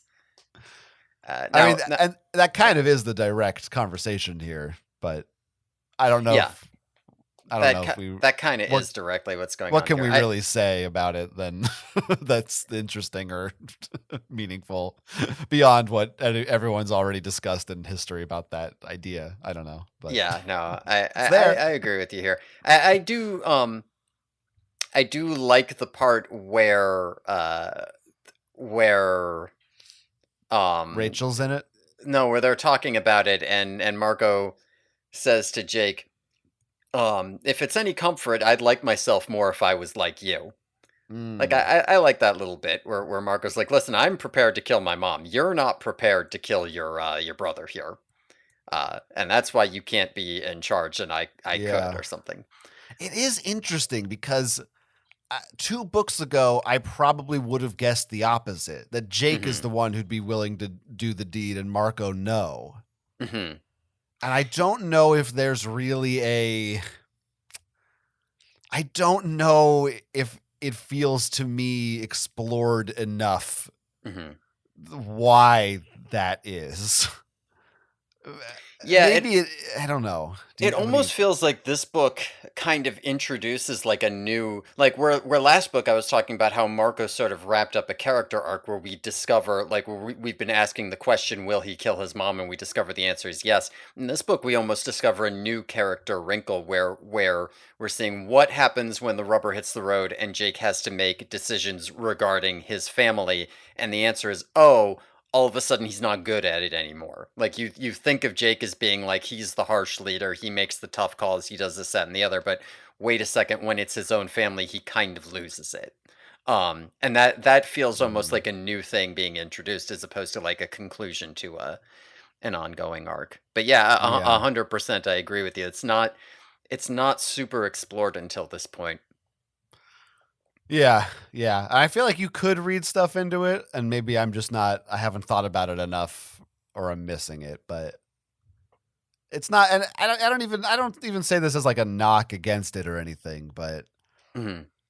because I like when it's. I guess it's more interesting than because it's unexpected. It's not what you'd think. It's showing that these characters are more dimensional than that, and Jake seems like the tough leader, but it's actually Mhm. harder for him. Whereas Marco is like the jokey, sensitive boy, mama's boy, but it can make those tough choices when he needs to. It's interesting. Yeah, I mean the pacing of these arcs is also kind of a problem because if you kind of look at this and say like, well, they haven't really explored this part of Jake yet, you can kind of look at it and be like, but this is the middle of the story. This is book 31 out of 54, right? Like there's Right. plenty of time to introduce new wrinkles. We're not wrapping things up. But then other character arcs, it kind of looks like we are wrapping things up, and where are we going from here? So like it's not clear what standards you should be judging that by. Uh, Yeah. I Yeah. think. I don't know. I Um, don't know what to do with it. Yeah. On a less thematic note, the bit where he demorphs on the roof, right? Where Jacob's in and he demorphs on the roof in the open and then drops down. Um, I mean, first of all, they make a lot of a big deal about Jake taking unnecessary risks by demorphing out in the open. This is like the like 30th least risky morph they've done or something. Meanwhile, Last Marco's book, just Marco like, literally turned into a fly in a crowded elevator surrounded by a dozen other people. like, yeah, like when but Jake's supposed to be better than they are, you know? yeah. That's what it Yeah, is. and it is a good point. It is true if you take it out of the context of the other books. This is like when you catch mom and dad smoking a cigarette. Mhm, I couldn't think of an example. And it's like, oh, we're just kids. You're the parent. mhm. You're supposed to teach us a better lesson than that. Yeah, yeah. Jake's the yes sir guy, no guy, yeah, kind of guy. What's going Uh, on over there? I don't know. I had a little brain spasm. The other thing about the roof demorph, though, I remember as a kid, and I didn't really have that problem this time, but as a kid, I remember not quite following what was going on. I was like, okay, so these guys are driving up. There's a gun. Jake's he's a bird. There's something happening with the roof. Okay, he's there. Okay, okay. He like sprays him with the hose. Uh, and I was thinking, okay, so what is what is the literary word for choreography? Because I feel like whatever that is a consistent problem across Animorphs books, where like you've got to get a character from one position to another, and they've got to take some actions in between, and it gets it just gets convoluted, and you're kind of like rereading it to figure out what did they do, why did they do it, what's happening. Uh, this comes up all the time in Animorphs where it doesn't happens like other series. You're just like, yeah, they did all this stuff. That's how it happened. Whatever. Yeah, it's often confusing the blocking of the scene, so to speak. Hmm. And you just kind of got to go, yeah, I don't know, something happened. Yeah, he ended up there. It's If you're fine. gonna, yeah, you get sprayed with a hose. You don't shoot anybody. It's just the way it works. Did they Yeah. say what kind of car it is? I'm picturing like a limo. I don't know what Well, it Visser is. 3 is not there, so it's not a limo. Right. I'm looking through my references list. I don't see a car model, so I'm Is assuming that they like don't. that feels like a gangster trope, or am I making that up? Like Godfather or something? I'm picturing like a black limo in the window rolling down with a gun poking out of it. I don't know. Yeah, or like those old if you go to like the 1920s things, those old like I don't Yeah. know if it's like a hearse thing or whatever where they got the big back of the Yeah. car so I they can guess it's stack not all a the wine limo. bottles in it or whatever. Yeah, there's some other car I'm picturing. I don't know. Whatever. Do we get to them? Are they like voting? Are we at this part? I don't remember what they're voting on. Oh yeah, they're like start doing a vote here for they start doing a vote for if Jake should be in charge and calling the shots or something, but it gets interrupted partway through because Tobias uh basically suggests that they do a different thing, which I'm about to Right. get to. I'll just say on that point that Jake's like, oh, we know Rachel would back me, and I kind of had to pause and say, would she? I don't know. Mm, I don't know that she would. It feels like they all assume that, but I actually think Rachel is usually like, I know she's Jake's cousin, but yeah. I, I don't know that she's always in his corner, and she doesn't seem to have been in his corner in this book. So Yeah, there is we the get very little Rachel in this book. it is a So little bit odd that Jake doesn't think Rachel's like, I've got the perfect solution. Why don't we just kill Tom? And maybe your dad too. yes, yeah. I actually said because they're like they're gonna leave Rachel, or maybe they already did, to watch over Mm. Jake's dad, and I was like, she's probably gonna end up killing your dad by accident. Yeah. Like this is a Literally last book she was like, "This plan sucks, Mark. I'm just going to push your mom off a cliff, okay?"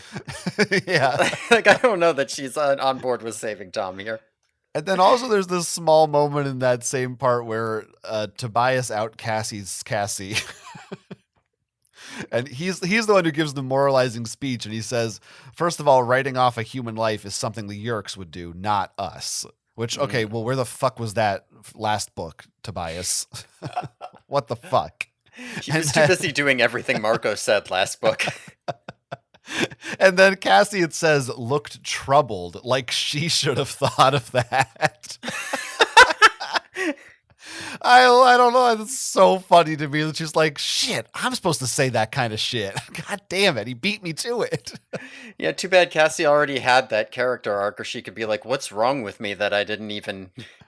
She's still having it She internally. is still She's, having it. yeah, That's true, she's but this every book she's stressing over all this shit. But I don't know. It's kind of funny. We really don't. I think to the book's benefit, we get a lot more yeah. Jake and Tom, and a lot of Marco, but all the other Yeah. Animorphs pretty much take a back seat. Yeah, this scene is very like that vote scene is very heavy Marco and Jake because like the real meat of it other than Tobias suggesting the way out, which is more just like okay, let's move the plot forward is Marco effectively I guess calling for a vote of no confidence in Jake. And then when it fails him being like no hard feelings and Jake being like no hard feelings. Right? Like Cassie and Tobias barely Oh, participate and the rest of them are not there. yeah, he fucking puts his hand Yeah. out, and Marco leaves him hanging. Or Jake leaves them hanging. No, I thought it was Marco. No, Marco puts his hand out and Jake Uh, leaves him hanging. oh, I think I misread that. Yeah.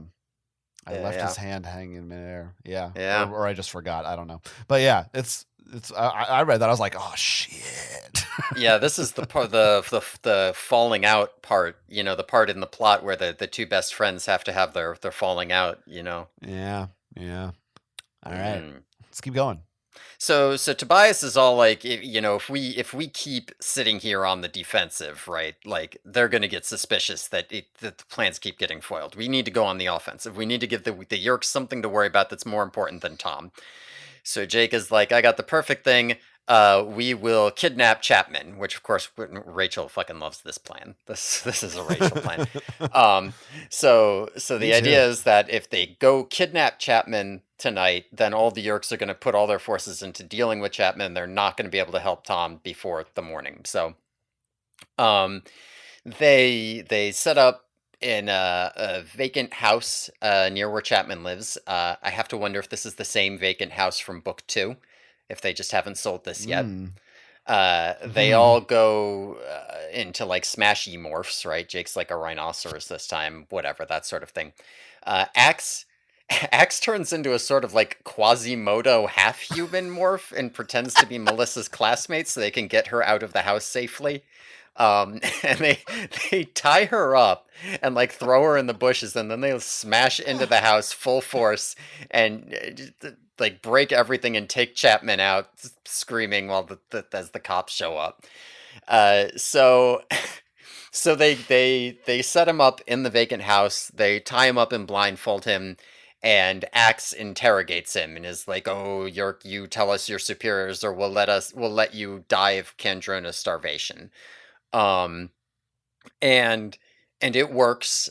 Tom is like now on Find Chapman duty for the night, and he's out on his own. The Yerks are all, "Where's Chapman?" And Axe breaks some glass and leaves Chapman there on his own so that Chapman will figure out that he can like cut his bonds and escape, and he'll get out and it'll be okay. But they've successfully kept the Yerks off of them. Um, Kind of a lot of things you just said.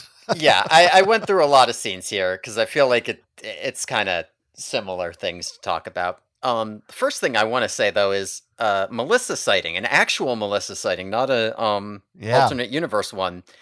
And I gotta say, in the flesh. Fucking poor Melissa, right? Like, well, let's be fair. She gets 2 lines. Uh-huh. And what are they? One of them is her screaming. Yeah. She says, "Ah." Yeah. And the other one, I think, is like, "Where's my mommy and daddy?" or something. Yeah. Like... yeah. But I did think she would only get 1. So when she got a second one, I was pleased. Yeah. I have a couple of quotes here. I demorphed to the sound of Melissa's terrified cries and the wail of approaching police sirens. And I also have Axe saying, "The human daughter of this controller has walked through the neighborhood crying for her father." This is what Melissa gets. Remember when there was a whole book about how Melissa was becoming depressed and withdrawn and didn't have any friends anymore? And Rachel was like, "Oh, I'm the only one who understands. I should like try to help her and be there for her." And then she just never talked to Melissa ever again. This is kind of like the Seinfeld or some other where you know all the side characters that they just steamroll over in the course of their misadventures so that they don't give a shit about because they're such selfish people. And it's just such a man. They really Melissa just she gets the shaft here quite a bit. Yeah. Poor girl. Poor girl. They just let her suffer. Yeah. It's unnecessary too. Like the first thing they do, they pretend to be asking for Melissa. Then Marco as a gorilla just grabs her because they're like, "She doesn't need to see this." Like, what? Yeah. Huh? Also, isn't she going to be like, "Dad, a gorilla grabbed me"? What the fuck? Maybe she just thinks it was a giant fucking muscular man who grabbed her and tied her up very and threw her in the furry. bushes. Yeah, very furry. So weird. This is kind of a return to is it book 2? Was the Melissa book the first? Sure Melissa was book 2. Yeah, this is kind of like books ago. It's a sequel to that because we learned that Chapman upped his security since then, right? Mm-hmm. That was the incident, right? Yeah, that was the incident. Yeah, now he's got like laser robots and motion sensors and shit. And I don't. This scene I thought ruled. It is pretty good. I love that. I mean, I love Tobias' suggestion. I love that they are just like, "Fuck it, let's just fucking do something." It's like, why? And they succeed. It's like, yeah, we could kidnap Chapman. Fuck him. Let's do it. Yeah, they only got to keep Tom off for one night. So like. And they even have the like serial killer mindset down because that's the best way is to kidnap someone. You keep them close to the home. That's always the twist. I feel like in a lot of those stories is they were in a basement right across the street. Like they know what they're doing. It's good. Yeah, no, they do a good job here. Good for them. I love it. David would be proud. He would have loved this one. Yeah. Yeah, Axe is not so happy with all of this. Fuck him, little whiner. Yeah, no, the kidnapping is the kidnapping is also treated in a very dark way as well, where they're like, it's one thing to murder all of these guys, but it's another thing to like psychologically torment this guy and like cruelly try to like torture him. Uh, Whatever. Yeah, I don't know how well that holds up, but it is like described fairly graphically, and because it's not just like, oh no, his bowels were spilling out of the hole in his chest. It's like, oh, he was like tied up in a dingy room and whimpering. It's a little bit more real, and having that in the same book as the drive-by. This book is I feel like it feels a little bit darker than most Animorphs books. I actually will say, to me, the last book, I think, felt more oppressively grim. That's fair. That's fair. This book is like what's happening is dark, but it's also, in my opinion, fun. Like the suspense of it and the thrill of the chase of like how are these two sides gonna combat each other and who's gonna one up the other, whereas the last book just felt like dour and dark and there was no fun to be had. Yeah, no, it like when I say that, I mean more like it's got a lot of individual scenes that are fairly dark, but I do think I agree with you. The overall structure of the plot is not. Yeah, it's more like a thriller. Yes. Oh yeah, thriller's a good word for this book. I did think it was interesting that Chapman like whimpers and cries. He doesn't do any like "fuck you, Andalite" kind of shit that you would expect from a Yerk. Yeah, I think they really, if they did that, then you might be like, oh, fuck this guy, we should torture him then. I mean, they I want was you like to feel bad. Yeah, it didn't work. Fuck this guy. They've set him up as the bad guy for 30 books. I'm not gonna fucking feel bad for him now. He's an asshole. Even when he was a human, he was a fucking asshole. What are you talking about? He sacrificed. Well, I mean that was a different timeline or reality. Yeah, whatever. He got better. He redeemed himself. No, he sacrificed himself to save Melissa so she could live this life instead of being infested. Okay. A few questions here. Yeah. First of all, what does red ball maximum panic mean? No fucking idea. Okay. They say that Chapman disappearing would be a total red ball maximum panic situation capitalized. I think it's the opposite of blue balls. Okay. I was trying to figure out, is this like a sports reference? I couldn't figure this out. I don't know what that's referring to. So please, listeners, let us know what the fuck that is. Oh yeah. Okay. As they refer to him as a Quasimodo. Yeah. Axe's Quasimodo morph. It sounds to me like he just morphs into someone who has Down syndrome. I mean, it feels like they basically just say he morphed into, and this is a separate thought, don't connect these two thoughts, but the book basically says he morphed into a fucking ugly kid. And isn't it funny how ugly this kid looks? It feels insensitive. I mean, that is basically what they do, yeah. Now, he also says to Chapman, when he asks if Melissa can come out to talk about whatever homework or some shit, he says, she is my close friend and also classmate, and thus, this is a perfectly normal thing for me to do.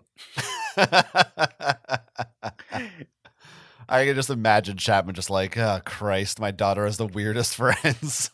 Yeah. Yeah, but see that now afterwards they'd be like, oh, of course it was an Andalite. That's why he was so fucking weird. Yeah. Okay. Also, I like that they think like, and clearly they're correct that Chapman thinks Andalites are so dumb they don't realize glass can cut things. Don't they have glass in their spaceships and shit? Like they don't. No, they have projector viewfinders, and their scoops don't have glass. Their domes isn't made of glass on their ship, or some kind of glass at least. It's it is. It fucking is super polymer. Okay. Your primitive glass wouldn't withstand the pressures of space vacuum. Uh, wait, They've wait a also second. You humans are still using glass on your windows? We moved past that 500 years ago. at this point, the Andalites have been on Earth, what, 2 years, they think? And they don't think they've seen a window yet? Whatever. They have broken a lot. That is explicitly in this series. The number of times they have cut themselves smashing through a window is a lot. Yeah, right. Yes. It's very true. All right, whatever. Anyway, here's something that I found I was sort of unclear on, and it feels like the book almost goes back and forth on this point. Mm-hmm.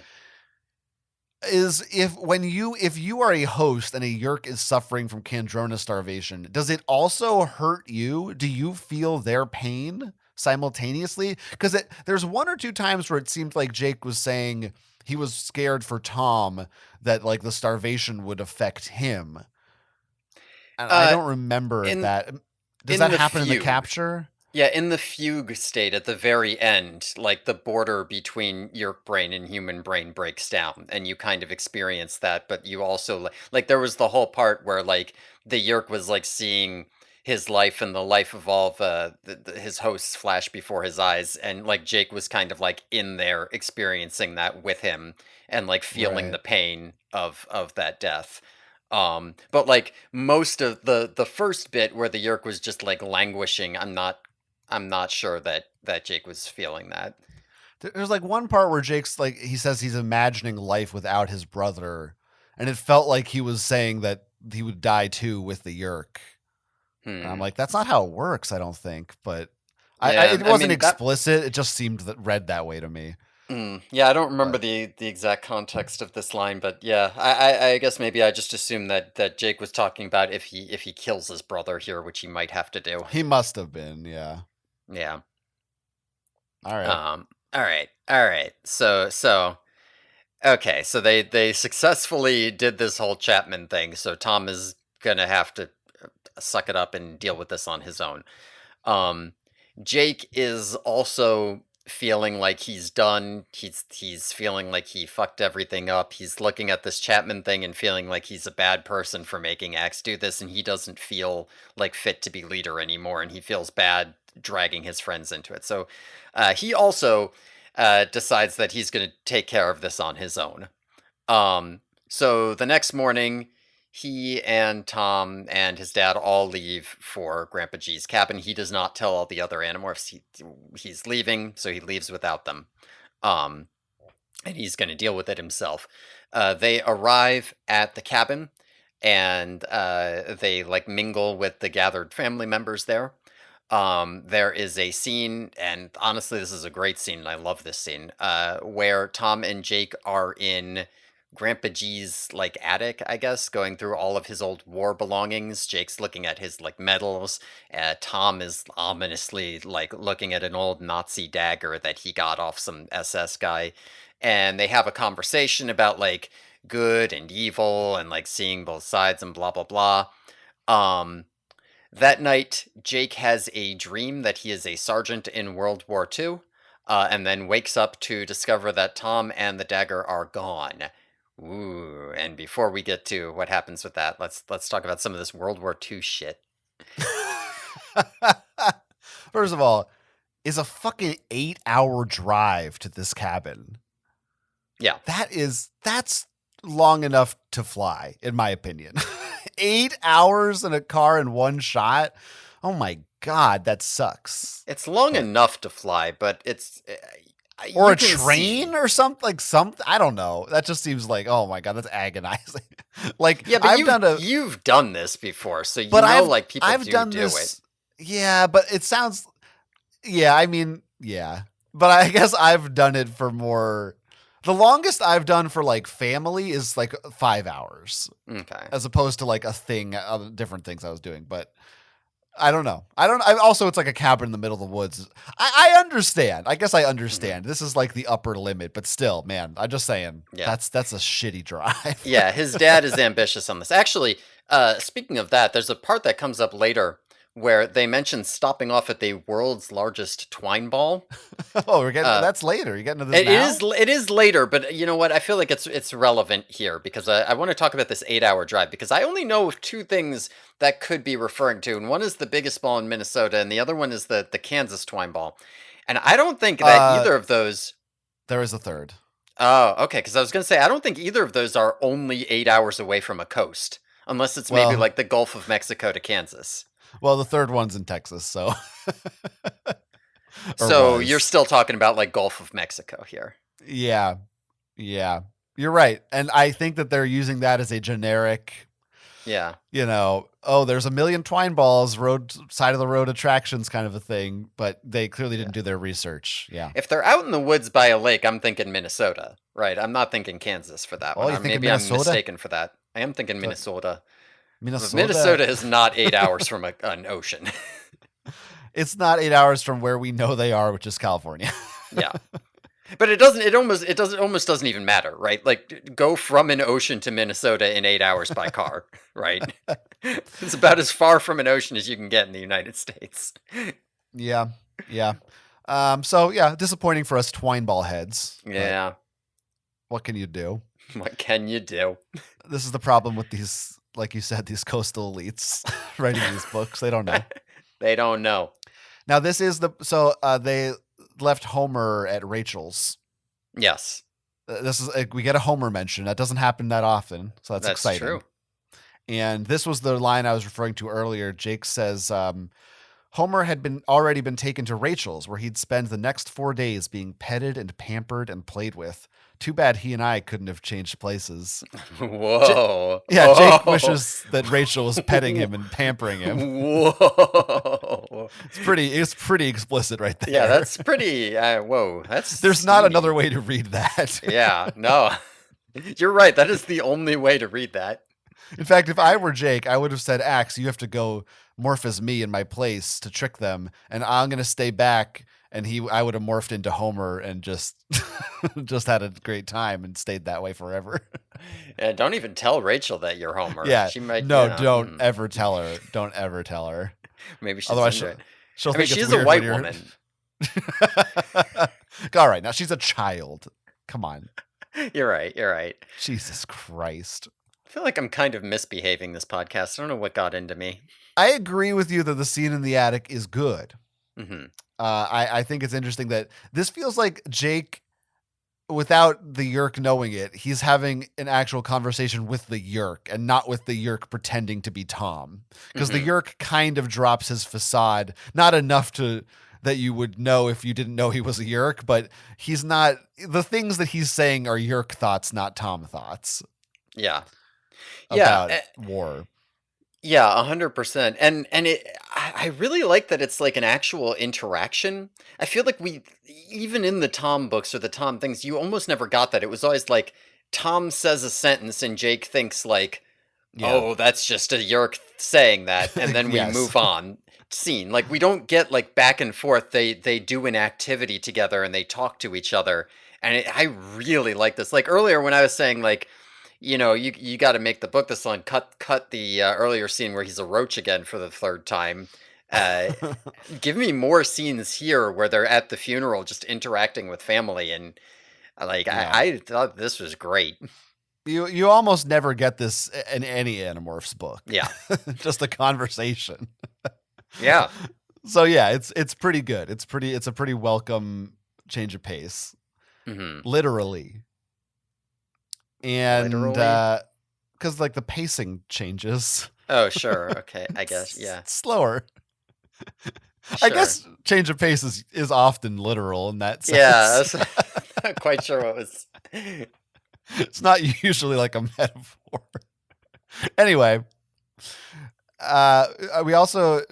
Jake has a dream about being in World War II, which I thought was pretty funny because it reads just like a scene from a parody of war movies. Oh, Johnson, who you got waiting for you back home? Like his only real familiarity with war is like Saving Private Ryan, clearly. Yeah. Now, what's funny about this is that Jake, actually, unlike all of the other Animorphs, actually was never in World War II because he was dead. Every single other Animorph knows what it was like to be in World War II. Yeah, at least one version of World War II. Yeah, one version of it, yeah. That The is version where funny. Hitler drove a truck. Got killed by a bird. And I also, have you ever heard of the movie Joyeux Noël? Is that the one where they talk about that I mean, it's got to be about that incident, right? The thing with Yeah. yeah. Yeah, it's the literal. That they referenced like 10 times here, yeah. But I think that's World War One. And in this, they say it happened in world. I don't know if it also happened in World War II. Yeah, I'm looking at the page right now. The movie. So the movie I'm thinking of, is it a French movie? It's like, I think it's oh yeah, it's like multiple languages produced it, but or multiple countries. Yeah, it takes place in 1914. It's the Christmas truce of December 1914. Is the famous one. Unless there's another one in World War II, or they just decided, nobody has the internet. We'll just say it happened in World War II. I'm not enough of an expert on it, and my brain would have been poisoned by this book as a child. So I'm fully willing to believe that it was just a World War I thing, and I'm just kind of confused about it. Do you think that's let me see on Seropedia. Is that a goof? They don't list it as a goof. They yeah, but who knows with those fucking Seropedia guys. That Marco reminds Jake of World War II, but he wasn't there. Oh, okay. Oh my God! Fuck off, Seropedia. The goof is that they call Chapman's wife Mrs. Chapman, but she was previously referred to as Ms. Chapman. Fuck off. Yeah, fuck that site. It's not even, fuck you. Pieces of shit. Anyway, that's a really good movie, though. It's fun, you notice I jumped to the movie and not the real thing that happened in real life. Of course, yeah. but yeah, it is good. They reference it multiple times here, yeah. It's interesting. I wonder about that reference, yeah. But okay. Yeah, and like clearly you're supposed to be thinking about like this moment with Jake and Tom in the attic where like this is their moment where they get to have this interaction, right? In between like they're fighting, and then soon Tom will be trying to do some shit, and Jake's gonna have to stop him. But for this moment, they're just having like an interaction. And obviously Tom is completely unaware of the fact that that's what's happening, but Jake knows it's happening. So, but then that moment gone, and what does happen? That's a segue for you. Yeah, that's a segue. So yeah, like. Did I say that? Yeah. He wakes up and he discovers that the dagger's gone. Passed the ball to you gone. and you just missed. Go ahead. I'm very good at catching. Yeah. Tom has taken Jake's dad down to the lake to apologize for his behavior, except he's actually going to kill him, right? So Jake, I know, right? Jake morphs into a tiger and races down toward the dock, planning to kill Tom to save his dad. So I mean, this is like a direct parallel to Marco doing the goat thing, and yeah. But before he can get there, the dock collapses, and Tom and Jake's dad fall into the water. We find out the exact details like a couple pages later, but basically, the other Animorphs have followed Jake here and taken the decision out of his hands, right? Cassie turned into like a whale and broke the dock, and the others have turned into dolphins. They drag Jake's dad to shore, and they break Tom's leg, and Jake jumps into the river to, having just been planning to kill Tom, he jumps into the river to save Tom and his broken leg. Tom has to be helicoptered back to the city for his leg. Actually, the doctors who showed up were Chi, and they insisted that he had to be taken back. So he will go back and he will have access to Kandrona rays, so he will not have to kill Jake's dad after all. Wow. Yeah, so it's all been resolved happily. And after Jake's family has a sit down, obviously this was Marco's plan. So Jake comes out and he finds the other Animorphs and he talks to Marco about it, and they make up, sort of. That's the end of the book?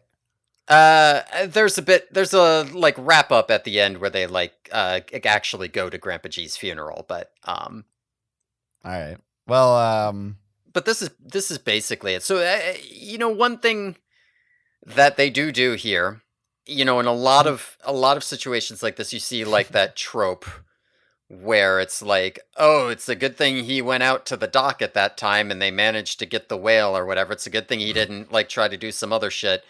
And they actively acknowledge that here, where Jake says to Marco, like, what if Tom hadn't given you the opportunity? And Marco basically says, well, then we'd have killed him.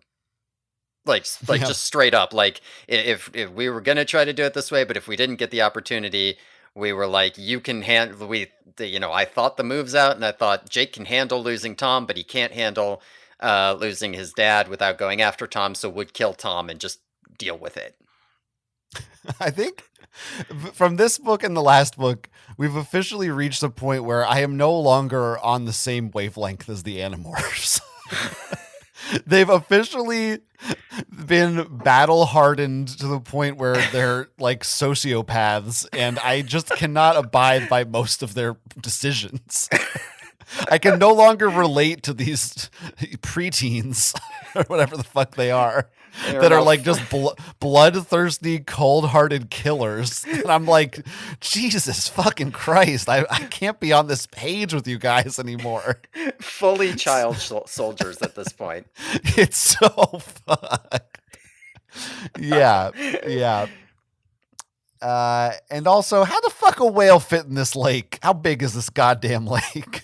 Yeah, I think they spend a couple words being like they had to get it exactly right so she could break the dock before she got beached or something. But yeah, I mean, this is a big ass lake. Sure, all right, fine. It's a big ass lake. They also get they mentioned the Chi piloted the helicopter for them. Mm-hmm. Did you? What? Yeah. Why? I'm confused. Because they needed, like, if some real doctors had gone in there and just been like, oh, we flew in, we set his leg, he's fine, then Tom would have had to kill his dad again. So instead, the Chi can come in and they can be like, oh, there's only one hospital that can take care of his leg, and it's the one with the that the Yerks have with the Kandrona pool. So we're gonna take him back there now. I thought that was a thing that Tom contacted, like a Yerk doctor made that decision. And it was they were depending on the Yerks to do that, but sure. Yeah. All right. Whatever. But what about like, so they didn't really call the hospital or 911? Like Eric was on standby in a chopper. Like, I don't understand the play out of this scenario. None of these Chi can do first aid. Remember from book 29, no The Sickness. Chi doctors. They don't. None. They literally just put on doctor uniforms and took him there. I don't know how to set that bone. They do have helicopter pilots, but that's it. Fuck these fucking Chi. I'm tired of their shit. I'm so glad Eric doesn't show up in this book. Fuck off. Maybe he was on the chopper. Fuck him. Hope Tom beats his ass. Anyway.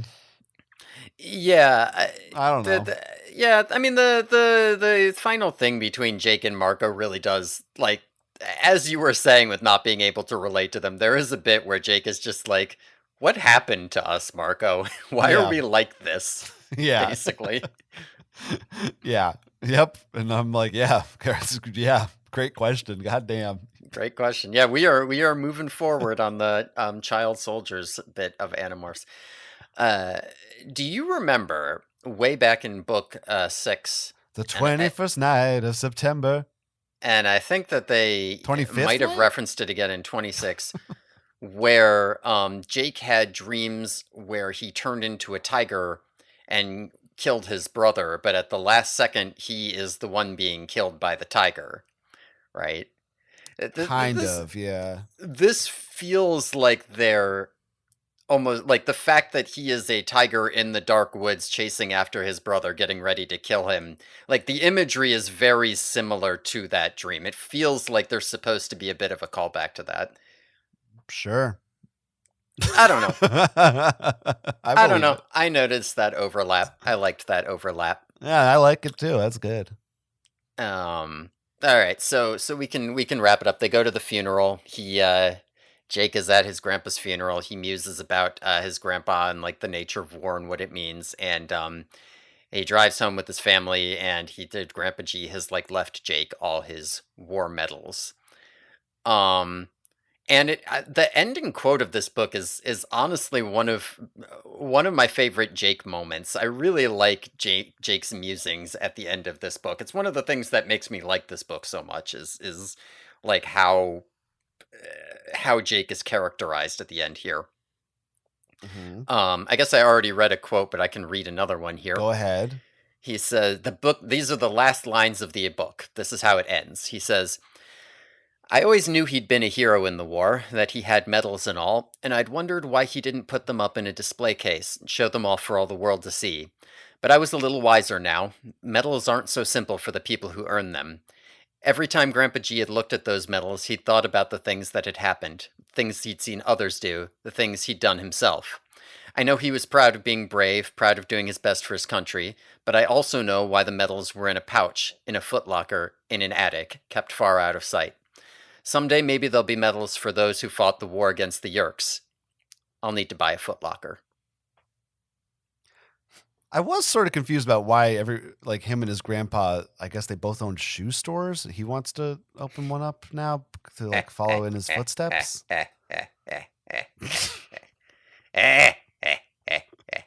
talking about his opening up his footlocker.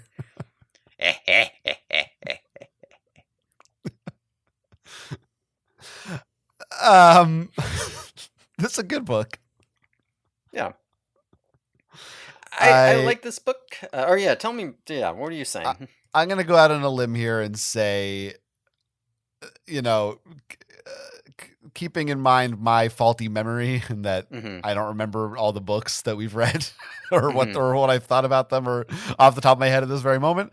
I think it's probably a safe bet, in my opinion, to say that this is the best ghost written book we've read so far. And I think probably my favorite one of this whole season so far. Okay. I think. The two big contenders so far this season would have been, I prefer 29. I know you don't, so we can throw that one out. And 26, the one with the escort, would have been the other big like contender for potential best this season. Oh, that's the one with the howlers. And the howlers, yeah. That's true. But that one is more like, that's the more the crazy sci-fi shit, which is fun. Mm-hmm. This feels more to me like a departure style book. This is a book that it's one of the best in terms of character development that we don't usually get. And it's like what I have been asking for in some ways very specifically in regards to these characters. Yeah. I agree with you. And similar to the departure, there's no Visser 3. There's not that much action. I mean, I guess there's a number of action scenes in it, but you don't really remember them very much. Like the focus is, as you said, very much on the character. And when I think about like what is Jake's character over the course of the series, this is the book that sticks in my head as I come back to this book. Is like sort of encapsulating who he is and what his character arc over the course of the series is. Definitely. Which I mean, I guess it helps to pick a book from the middle if you want a book to encapsulate his entire character. But and it fulfills a promise from the beginning of the series. Mm-hmm. It's like immediately, like I said, one of the things that I latched onto was this. I think I compared it to Spider-Man: Homecoming, the scene when he's in the car with the vultures, Michael Keaton. Yeah. That dynamic there's so much you can mine from that. And then they finally did it to its potential here. Yeah. Ever did it even once. Yeah. Yes. I mean, I think they did it more like in that first book, a few books. And this is the first time they've really bitten into it in a big way as a main plot. Mm-hmm. And, it's done really, really well. I think it is very well paced. As you said, they focus only on a few characters. There's no big Visser 3. There's nothing.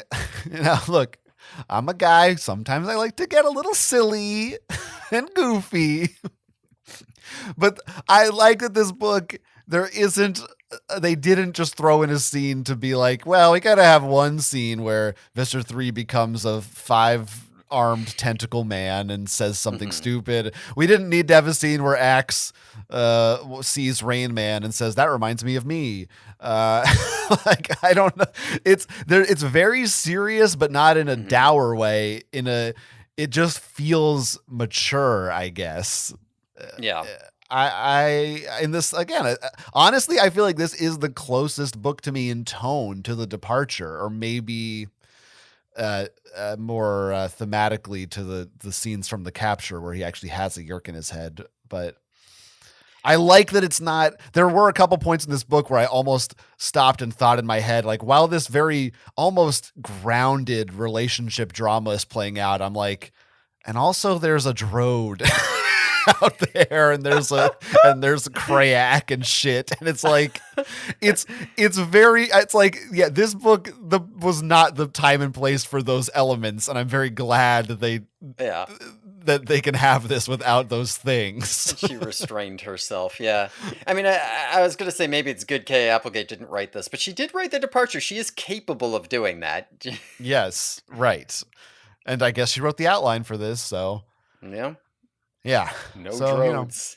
Props. Yeah, no, I was a big fan. This was honestly, this book almost like has a little bit renewed some of my faith in this book series. Yeah. Like I said, I don't think that we are, not to put too many spoilers on it, I don't think that we're at the bad part of the series yet. I think we are at the choppy part where, as you said, you might start to lose faith in the series, and then, oh, here's some really good books, and then, oh, maybe you start to lose faith. Oh, but there's some good books too. we're teetering on the edge, I think. And isn't that just what you want? Mm-hmm. Jesus Christ, Seropedia, they didn't fucking write a plot summary for this book either. To be added, it says. Yeah, you've only had 20 goddamn years, you fucking pieces of shit. Fucking 25, basically. All right. Jesus Christ. All right. There's not that many references in this book. No, and that is another reason I was very pleased with this book and grateful. It wasn't a barrage of Marco references. Here they are, pop culture references. We get war references, of course. World War II gets name dropped early on, and Jake says he knows how the guys fighting in the Civil War felt. Yeah, Jake. You know all about that. This is just like that. He says, I've seen my mom sniffle at Save the Children infomercials and Hallmark cards. What a pussy. His whole life has shifted into a Twilight Zone episode. Pretty fun. Something about there not being any Taco Bell somewhere. I want some Taco Bell. More World War II references. An Etch-a-Sketch line of feathers were drawn when he's morphing into a falcon. A Starbucks is too public for a Yerk meeting place, so they rule that out. They name drop another store that I had never heard of called Computer Renaissance. Yeah, never heard of that either. I guess this was the West Coast equivalent of like the Wiz or something, or Circuit City that I don't know. Gorillas are like a human who's built at the Mack Truck Factory. Right? Mack Truck. We determined that's. He says it's like a scene out of an Alien movie when he's turning into a cockroach. I would say it's sort of more Kafka-esque, but that's me. It's sort of well read. You would say that, wouldn't you? Mm-hmm. As proven last. 2 Roach books in a row. How about that? His dad drops Smucker's raspberry preserves, or preserves, some might say. He mentions this, like I guess like the jar comes like some kind of Nerf meteor. Is that what he's talking about? I don't know what the fuck that was referencing. Doesn't matter. Yeah, I don't quite know what that meant. How would the jar be like a Nerf? I think it was like the glob of jam coming out of it. Sure. I don't know what he means by Nerf. Like it's like a meteor, but soft? I really didn't know what to make of that reference. It's pretty strange. He also compares the jar to the USS Nimitz and USS Eisenhower. Well, this is like once before Jake referenced military ships as if he's some kind of study of military shit. I don't know that I still believe it, but I guess that's something he does. War history. He I loves it now. guess. Apparently, he's a big History Channel guy. He pretends to be sick that he wanted to stay home and watch Jerry Springer. Another Jerry Springer reference, too. That was clearly the 90s. That was a big thing right now. Add that to the Patreon list. Axe bears a startling resemblance, as we said, to Quasimodo, minus the hump, of course. Grandpa G has an outfit from the Battle of the Bulge. I don't know. I'm counting these war references. They sang Silent Night in their foxholes. It's a song, right? That counts? Pop culture? Or Stille Nacht if they were on the German side. Yeah, but they weren't, because they're not fucking Nazis. Well, you're still fighting Germans in World War One. No, I'm just saying I was just saying Nazis are bad in contrast to you. Like going up against a tank with a Nerf gun. Another Nerf reference makes a little more sense. This one though. Yeah, I get this one. Also, Marco and Jake used to talk about whether Batman could beat Spider-Man, no hyphen, and we've whether lost it. We had the hyphen and we lost it. Yeah. And whether Sega was better than Nintendo. We know Marco is a Sega kid, because last book he said he wanted a Sega disc. So I guess Jake is the Nintendo fan. Yeah. And that's maybe why I got Jake in that Animorphs quiz. That makes sense. Yeah. I didn't remember that you did that. Yep. All right. Cover everything there, I think. There's that twine ball thing at the end, but that's... Oh, you were counting that, huh? Yeah, sure. Why not? Sure. I don't know whether I should or not. Why not? Why not? We did now. As long as we say it, it doesn't matter if it counts or not. We just have to say it just in case. Yeah, we're not actually counting. That's for our listeners to do. That's your project. Hey, listeners, if this wasn't enough for you, check out our patreon.com/theyerkyboys. Like I said, it's popping off. We're getting more members every week. People are loving it, the content over there. Every week, a bonus episode of the Yerky Boys Chronicles. And this week, we're talking about the 1997 smash hit classic, Spice World, starring the Spice Girls. If you love the 90s, you're going to want to get in on this action, boys and girls. Patreon.com/theyerkyboys. How else could they reach us? That was a really good read. How am I supposed to follow that? I don't know. Try. I'm not going to try. You can also, if you want to talk to us, if you want to write in and have us read what you say on the podcast and respond to you and maybe tell you you're great or maybe tell you that you're a piece of shit and we hate you, you can also email us, theyerkyboys@gmail.com. So cool. Hey, follow me on the internet at jonathanessis.com, my personal website. I do other things. I have a whole other podcast called Geeks on Trial. Holy shit. I have a YouTube channel, which you can find on my website. And I just put out last week my top 10 movies and TV shows of the year in video format or in word format. If you sign up for my newsletter, you get both. So that's pretty fun. That does sound like a lot of fun. Thanks, everyone, for listening. Tune in next time when we'll be talking about Book 32, The Separation, in which Rachel turns into a starfish, on the Yerky Boys.